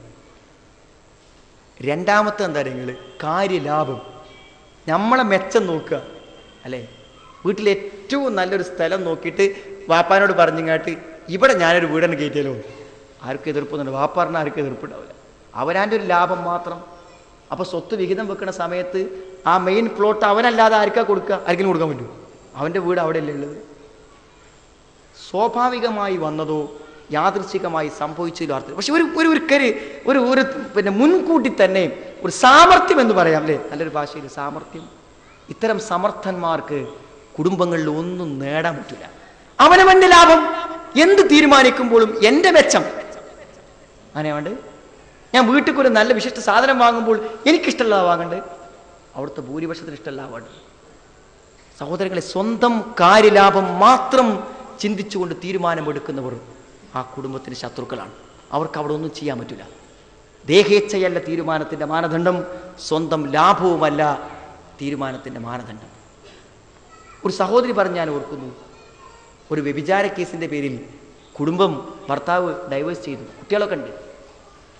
അപ്പം ആ വ്യഭിചാരം നടത്തിയ വ്യക്തി പിന്നീട് കുറച്ചു കാലം കഴിഞ്ഞപ്പോൾ വിവാഹം കഴിക്കാൻ താല്പര്യപ്പെട്ടു വരുന്നു. അപ്പോൾ അവർ ചോദിക്കുന്ന ചോദ്യം, അയാളെ കൂടെ നിങ്ങൾ പോവുകയാണെങ്കിൽ ഞങ്ങൾ നിങ്ങൾക്കൊരു മക്കളില്ല നിങ്ങൾ വിചാരിച്ചാൽ മതി എന്ന് മക്കൾ പറയുന്നു, എല്ലാവരും പറയുന്നു. പക്ഷെ അവളുടെ ചോദ്യം, ഇത്തരത്തിൽ പേരുദോഷം വന്ന എന്നെ വിവാഹം കഴിക്കാൻ അയാളല്ലാതെ മറ്റാര് തയ്യാറാകും എന്നാണ് ചോദ്യം. ഒരു പക്ഷേ തൻ്റെ ജീവിതത്തിൻ്റെ ലാഭം അതാണെങ്കിലും തന്നോടൊപ്പം ജീവിക്കുന്നവരുടെ അവസ്ഥ അവിടെ പരിഗണിക്കപ്പെടുന്നില്ല. എത്ര ആഴമേറിയതാണ് സഹോദരങ്ങളെ ഈ ആശയമെന്ന് ചിന്തിച്ചു നോക്കൂ നിങ്ങൾ. എന്നാൽ തീരുമാനമെടുക്കേണ്ടത് എന്തടിസ്ഥാനത്തിലാണ്? എൻ്റെ സുഖം നോക്കിയാണോ? എൻ്റെ മെച്ചം നോക്കിയാണോ? അല്ല. തീരുമാനമെടുക്കേണ്ടത് എങ്ങനെയാണ് സഹോദരങ്ങളെ? ശരിയോ തെറ്റോ? നമുക്കൊരു തീരുമാനമുണ്ട് മേലെന്ന്, നമുക്ക് നിയമങ്ങൾ പറഞ്ഞു തരാൻ അള്ളാഹു ഉണ്ട്, അള്ളാഹുവിൻ്റെ റസൂലുണ്ട്. അത് ശരിയോ തെറ്റോ എന്നാൽ നോക്കി തീരുമാനത്തെ ഒരു പ്രശ്നമല്ല, ഒരു പ്രശ്നമല്ല. ആ തീരുമാനം ഒരിക്കലും പിഴക്കൂല, ഒരിക്കലും തെറ്റൂല, ഒരിക്കലും ഒരു വിഷമം അതിൽ സംഭവിക്കൂല. അതാണ് ഏറ്റവും പ്രധാനം. അള്ളാഹുവും റസൂലും എന്ത് നിർദ്ദേശിച്ചോ ആ നിർദ്ദേശപ്രകാരം തീരുമാനമെടുക്കുക. അപ്പം നമ്മളോട് എന്ത് ചോദിച്ചാലും എന്തെങ്കിലും അങ്ങനെ തീരുമാനിച്ചതാ, ഞാൻ ഈ അടിസ്ഥാനത്തിലാണ് തീരുമാനിച്ചത്. അത് നമുക്ക് അറിയില്ലെങ്കിൽ സഹോദരങ്ങളെ, അറിവുള്ളവരോട് ചോദിക്കുക, അറിവുള്ളവരോട് ചോദിക്കുക. ചോദിച്ച് മനസ്സിലാക്കിയിട്ട് തികച്ചും നമ്മുടെ മതനിയമങ്ങൾക്കും അള്ളാഹുവിൻ്റെ താല്പര്യങ്ങൾക്കും മുൻഗണന നൽകി നമ്മുടെ ദേഹേച്ഛകളെയും കാര്യലാഭങ്ങളെയും മാറ്റി നിർത്തി നഷ്ടപ്പെട്ടാലും നമുക്ക് എന്ത് പ്രതിസന്ധികളുണ്ടായാലും തീരുമാനം ശരിയായ പ്രമാണങ്ങളുടെ അടിസ്ഥാനത്തിലാകാൻ തീരുമാനിക്കുക. ദുനിയാവിൻ്റെ കാര്യലാഭങ്ങളെ പ്രതീക്ഷിച്ച് തീരുമാനമെടുക്കുന്നതിനെ കുറിച്ച് പറയുന്ന ആയത്താണ് ഞാൻ തുടക്കത്തിൽ ഓതിയത്. നബിയെ അവഗണിക്കൂ എൻ്റെ ഉത്ബോധനങ്ങളിൽ നിന്ന് തിരിഞ്ഞു കളഞ്ഞവനെ. എന്നിട്ട് ബാക്കി എന്താ? വലം യുരിദ് ഇല്ലൽ ഹയാത്തദ് ദുനിയാ ദാലിക മബ്ലഗും മിനൽ ഇൽമ്. ദുനിയാവ് മാത്രമാണ് അവൻ്റെ ലക്ഷ്യം. അവൻ്റെ ജീവിതത്തിൻ്റെ എന്തു കാര്യങ്ങളിലും ദുനിയാവ് മാത്രമാണ് അവൻ ലക്ഷ്യമായി സ്വീകരിച്ചിരിക്കുന്നത്. അതുകൊണ്ട് അവനെ വിട്ടോ. ദുനിയാവിൻ്റെ അപ്പുറത്തേക്ക് തൻ്റെ തീരുമാനങ്ങളിൽ മറ്റൊന്നിനും വിലയില്ലെങ്കിൽ അവനെ അവൻ്റെ വഴിക്ക് വിടുന്ന ഖുർആൻ പറയുന്നു. ഇസ്ലാമിക നിയമങ്ങളെയും നിബന്ധനകളുടെയും അടിസ്ഥാനത്തിലായിരിക്കണം ഒരു വീട് വെക്കാൻ തീരുമാനിക്കുമ്പോൾ, എന്തു വിവാഹം കഴിക്കാൻ തീരുമാനിക്കുമ്പോൾ അതിനൊക്കെ മതപരമായ ചില താല്പര്യങ്ങളുണ്ട്. ആ താല്പര്യങ്ങൾക്കപ്പുറം മറ്റൊരു താല്പര്യം ഉണ്ടാകാൻ പറ്റില്ല. അപ്പോൾ തീരുമാനമെടുക്കുമ്പോൾ എങ്ങനെ എടുക്കണം? ഇതൊരു പൊതു തത്വമാണ് ഞാൻ പറഞ്ഞത്, കുടുംബങ്ങളിൽ പരീക്ഷിക്കേണ്ട പൊതു തത്വം, ഒരു നല്ല കുടുംബ മുന്നോട്ട് പോക്കിന് ആവശ്യമായ തത്വം. ഉദാഹരണങ്ങളിലേക്ക് ഞാൻ പറഞ്ഞതാണ് സഹോദരങ്ങളെ. ഇതിൻ്റെ ഓരോ വശങ്ങളെയും ശരിയായ അർത്ഥത്തിൽ പരിഗണിക്കുമ്പോൾ നമ്മുടെ കുടുംബ ജീവിതത്തിലേക്ക് ഇറങ്ങിക്കിടക്കുമ്പോൾ അതൊരു കടൽ പോലെ പരന്ന് കിടക്കുന്നു. നമ്മുടെ അറിവില്ലായ്മകൾ, നമ്മുടെ പക്വതയില്ലായ്മകൾ, നമ്മുടെ സംസാരങ്ങളിൽ വരുന്ന വീഴ്ചകൾ, നമ്മുടെ സമീപനങ്ങൾ നമ്മുടെ കുടുംബത്തിൽ എന്തെല്ലാം പ്രശ്നങ്ങൾ ഉണ്ടാക്കുന്നു. പക്ഷെ ഒരു പ്രശ്നം തരങ്ങൾ ആരും പറയില്ല അല്ലേ? എത്ര വാപ്പാനെ കൊണ്ടോ ഉമ്മാനെ കൊണ്ടോ ബുദ്ധിമുട്ടുണ്ടായാലും പൊട്ടിക്കരയുകയല്ലാതെ ആത്മഹത്യ ചെയ്യുകയല്ലാതെ മക്കൾ തിരിച്ചെന്തേലും ഒന്നും പറയില്ല. സഹിക്കാൻ സ്വന്തം ബന്ധുക്കളുടെ പീഡനങ്ങളെ മറ്റുള്ളവർ സഹിക്കും. പക്ഷേ ആ സഹനം ഒരു പക്ഷേ പൊട്ടിത്തെറിക്കും. അതുകൊണ്ട് സഹോദരങ്ങളെ, അവസരങ്ങൾ സൃഷ്ടിക്കുക, നല്ല വിശാലമായ ബന്ധം സ്ഥാപിക്കുക, ഓരോരുത്തരെയും പരിഗണിച്ച് ജീവിക്കുക. അതാണ് മറ്റുള്ളവരുടെ അവസ്ഥകളും സാഹചര്യങ്ങളും നമ്മൾ മുഖവിലേക്കെടുക്കുക, ഓരോരുത്തരുടെയും ജീവിത സാഹചര്യങ്ങളെ മനസ്സിലാക്കി പെരുമാറുക. ഇത് യഥാർത്ഥത്തിൽ നല്ലൊരു കുടുംബത്തിന് ആവശ്യമാണ്. ഈ മാർഗം, ഈ രൂപം വിജയിച്ച് കിട്ടാനുള്ള യഥാർത്ഥ മാർഗം സഹോദരങ്ങളെ എനിക്ക് പറയാനുള്ളത്, നമ്മൾ ദീന് പഠിക്കണേ. അതന്നെ പ്രധാനമുള്ളൂ, പ്രയോജനമുള്ളൂ. ദീൻ്റെ കാര്യങ്ങൾ പഠിച്ച് മനസ്സിലാക്കുക. നിങ്ങൾക്കറിയൂ, 10-20 കൊല്ലം ശരിയാക്കി എടുക്കാൻ കഴിയില്ലെന്ന് നിരാശപ്പെട്ട് വിചാരിച്ച സ്വന്തം ഭാര്യയെ ഒരു ഖുർആൻ ക്ലാസ്സിന് ഒപ്പം മോട്ടോർ സൈക്കിളും എടുത്തി കൊണ്ടുപോയി ഒരു മണിക്കൂർ പ്രഭാഷണം കേട്ടപ്പോൾ മാറിയെന്ന് പറഞ്ഞാൽ അറിവില്ലായ്മയാണ് ഈ കുടുംബ ദുരന്തങ്ങൾക്ക് പിന്നിലെ പ്രധാന കാരണം. നല്ല പുസ്തകങ്ങൾ വായിക്കാനും നല്ല സീഡികൾ നൽകാനും സഹോദരങ്ങളെ നല്ല പ്രഭാഷണങ്ങൾ കേൾക്കാനും അവസരങ്ങൾ സൃഷ്ടിക്കുമ്പോൾ നമ്മുടെ കുടുംബങ്ങളിൽ മാറ്റങ്ങൾ സ്വാഭാവികമായും രൂപപ്പെട്ടു വന്നുകൊണ്ടിരിക്കും. അതുകൊണ്ട് എനിക്ക് പറയാനുള്ളത്, ഒരു നല്ല അറിവ് സമ്പാദിക്കുക. അതേപോലെ സഹോദരങ്ങളെ, പരസ്പരം അറിയാവുന്ന കാര്യങ്ങൾ പറഞ്ഞു കൊടുക്കുക, മനസ്സിലാക്കി കൊടുക്കുക, തിരുത്താൻ ശ്രമിക്കുക, ഹൃദയം അറിഞ്ഞ് സ്നേഹിക്കുക, നിഷ്കളങ്കമാണ് ബന്ധമെന്ന് അവരെ ബോധ്യപ്പെടുത്തുക. അങ്ങനെ അള്ളാഹുവിൻ്റെയും ദീനിൻ്റെയും പേരിൽ ശരിയായൊരു ബന്ധം സ്ഥാപിച്ച് മുന്നോട്ട് പോവുക. മാത്രവുമല്ല, ഈ സുഭദ്രമായ കുടുംബത്തെ ഒരു കവാടത്തിലൂടെ നാളെ സ്വർഗത്തിലേക്ക് കടത്തിവിടുമെന്നാണ് അള്ളാഹു പറഞ്ഞത്. ആ ബന്ധം വിച്ഛേദിക്കപ്പെടാതെ മുന്നോട്ട് കൊണ്ടുപോകാൻ നമുക്ക് കഴിയണം. വാപ്പ മരിച്ചിട്ട് വാപ്പനോടൊന്ന് മാപ്പ് പറയാൻ പോലും പറ്റിയില്ലല്ലോ എന്ന് അലമുറയിട്ട് കരഞ്ഞിട്ട് എന്തു കാര്യം സഹോദരങ്ങളെ? ജീവിച്ചിരിക്കുമ്പോൾ നമ്മുടെ കൂടെയുള്ളവരോട് മാന്യമായി പെരുമാറാനും മാന്യമായ ബന്ധം സ്ഥാപിക്കാനും സ്നേഹത്തോടുകൂടെ ജീവിക്കാനും പഠിച്ചില്ലെങ്കിൽ കുടുംബരംഗത്തെ ഓരോ വിഷയങ്ങളും വലിയ ഖേദം നമുക്ക് സൃഷ്ടിക്കും. സംശയമില്ല. 2 മാസമോ 4 മാസമൊക്കെ ജീവിച്ചിട്ട് പിന്നെ ചെറിയ കാരണം പറഞ്ഞ് തൊലാഖ് നടത്തി സ്വതന്ത്രമായ ഒട്ടേറെ ആളുകളുണ്ട്. ആ പഴയ ബന്ധത്തിലേക്ക് തിരിച്ചു വരാൻ മോഹിച്ചും ആഗ്രഹിച്ചും മരണം വരെ ജീവിച്ചവരുണ്ട്. ചെറിയൊരു വാക്ക്, ചെറിയൊരു പ്രശ്നം എത്ര മനസ്സുകളെയാണ് അടുക്കാൻ ആഗ്രഹിച്ച് എത്ര മനസ്സുകളെയാണ് സഹോദരങ്ങളെ ദൂരങ്ങളിലേക്ക് വലിച്ചെറിഞ്ഞത്. എത്ര മക്കളെക്കുറിച്ച് മനോവേദനപ്പെട്ട് എത്ര പിതാക്കന്മാർ മരിച്ചുപോയി. ഈ ഭിന്നമായ അവസ്ഥയിൽ മനസ്സുകൾ ധ്രുവീകരിച്ചു പോകാതിരിക്കാൻ ഒരു കൂരക്കുള്ളിൽ വ്യത്യസ്തമായ ഗ്രൂപ്പുകളായി മക്കളും മരുമക്കളും ജീവിക്കാതിരിക്കാൻ ഒരു നല്ല നേതൃത്വം, ഒരു ദീനീ ബോധം, ശരിയായ പക്വമായ ഇടപെടലുകൾ, മാർഗനിർദ്ദേശങ്ങൾ അനിവാര്യമാണെന്ന് ഒരു പക്ഷേ ഈ വിശദീകരണത്തിൽ നിങ്ങൾക്ക് മനസ്സിലായി കാണും. എല്ലാ കാര്യങ്ങളും ഇവിടെ പറയുക എന്നത് അസാധ്യമാണ്. ഏതായിരുന്നാലും ഇങ്ങനെയും ഒരു ചർച്ചയുണ്ടെന്നെങ്കിലും നിങ്ങൾക്ക് മനസ്സിലായിട്ടുണ്ടെങ്കിൽ അത് നമ്മുടെ കുടുംബജീവിതത്തിൽ വമ്പിച്ച വിജയം സൃഷ്ടിക്കുമെന്നാണ് പ്രതീക്ഷിക്കുന്നത്. പ്രാർത്ഥിക്കുക, പ്രാർത്ഥനകൾ അല്ലാഹു സ്വീകരിക്കും. നമ്മുടെ കുടുംബങ്ങൾക്ക് വേണ്ടി, നമ്മുടെ ബന്ധങ്ങൾക്ക് വേണ്ടി ആത്മാർത്ഥമായി പ്രാർത്ഥിച്ച് കെട്ടുറപ്പോടുകൂടി മുന്നോട്ട് കൊണ്ടുപോകാൻ നമ്മൾ പരിശ്രമിക്കണം എന്ന് മാത്രം ഈ സന്ദർഭത്തിൽ ഓർമ്മപ്പെടുത്താണ്. നമ്മുടെ ഇത്തരം കുടുംബപരമായ ചർച്ചകൾ നമ്മുടെ ജീവിതത്തിൽ പ്രയോജനപ്പെടുത്താൻ നമ്മളെല്ലാവരും ശ്രദ്ധിക്കണം എന്ന് പ്രത്യേകം ഓർമ്മപ്പെടുത്താണ്. ഇതിൻ്റെ കാര്യങ്ങൾ കൂടുതൽ അറിയാനും കൂടുതൽ പഠിക്കാനും അത് ഉൾക്കൊള്ളാനും അത് ജീവിതത്തിൽ പകർത്താനും അതിൻ്റെ സുഖവും സന്തോഷവും ഇഹലോകത്തും പരലോകത്തും അനുഭവിക്കാൻ അള്ളാഹു നമ്മെ എല്ലാവരെയും അനുഗ്രഹിക്കുമാറാവട്ടെ. നമ്മളിന്ന് വന്നുപോയ പാപങ്ങളെ അള്ളാഹു നമുക്ക് പുറത്ത് മാപ്പാക്കി തരുമാറാവട്ടെ. റബ്ബന തഖബ്ബൽ മിന്നാ ഇന്നക അൻത സമീഉൽ അലീം വതുബ് അലൈനാ ഇന്നക അൻത തവ്വാബുർ റഹീം. റബ്ബന ആതിനാ ഫിദ് ദുനിയ ഹസന വഫിൽ ആഖിറതി ഹസനത വഖിനാ അദാബന്നാർ. വൽഹംദുലില്ലാഹി റബ്ബിൽ ആലമീൻ. അല്ലാഹുമ്മ സ്വല്ലി അലാ മുഹമ്മദ്.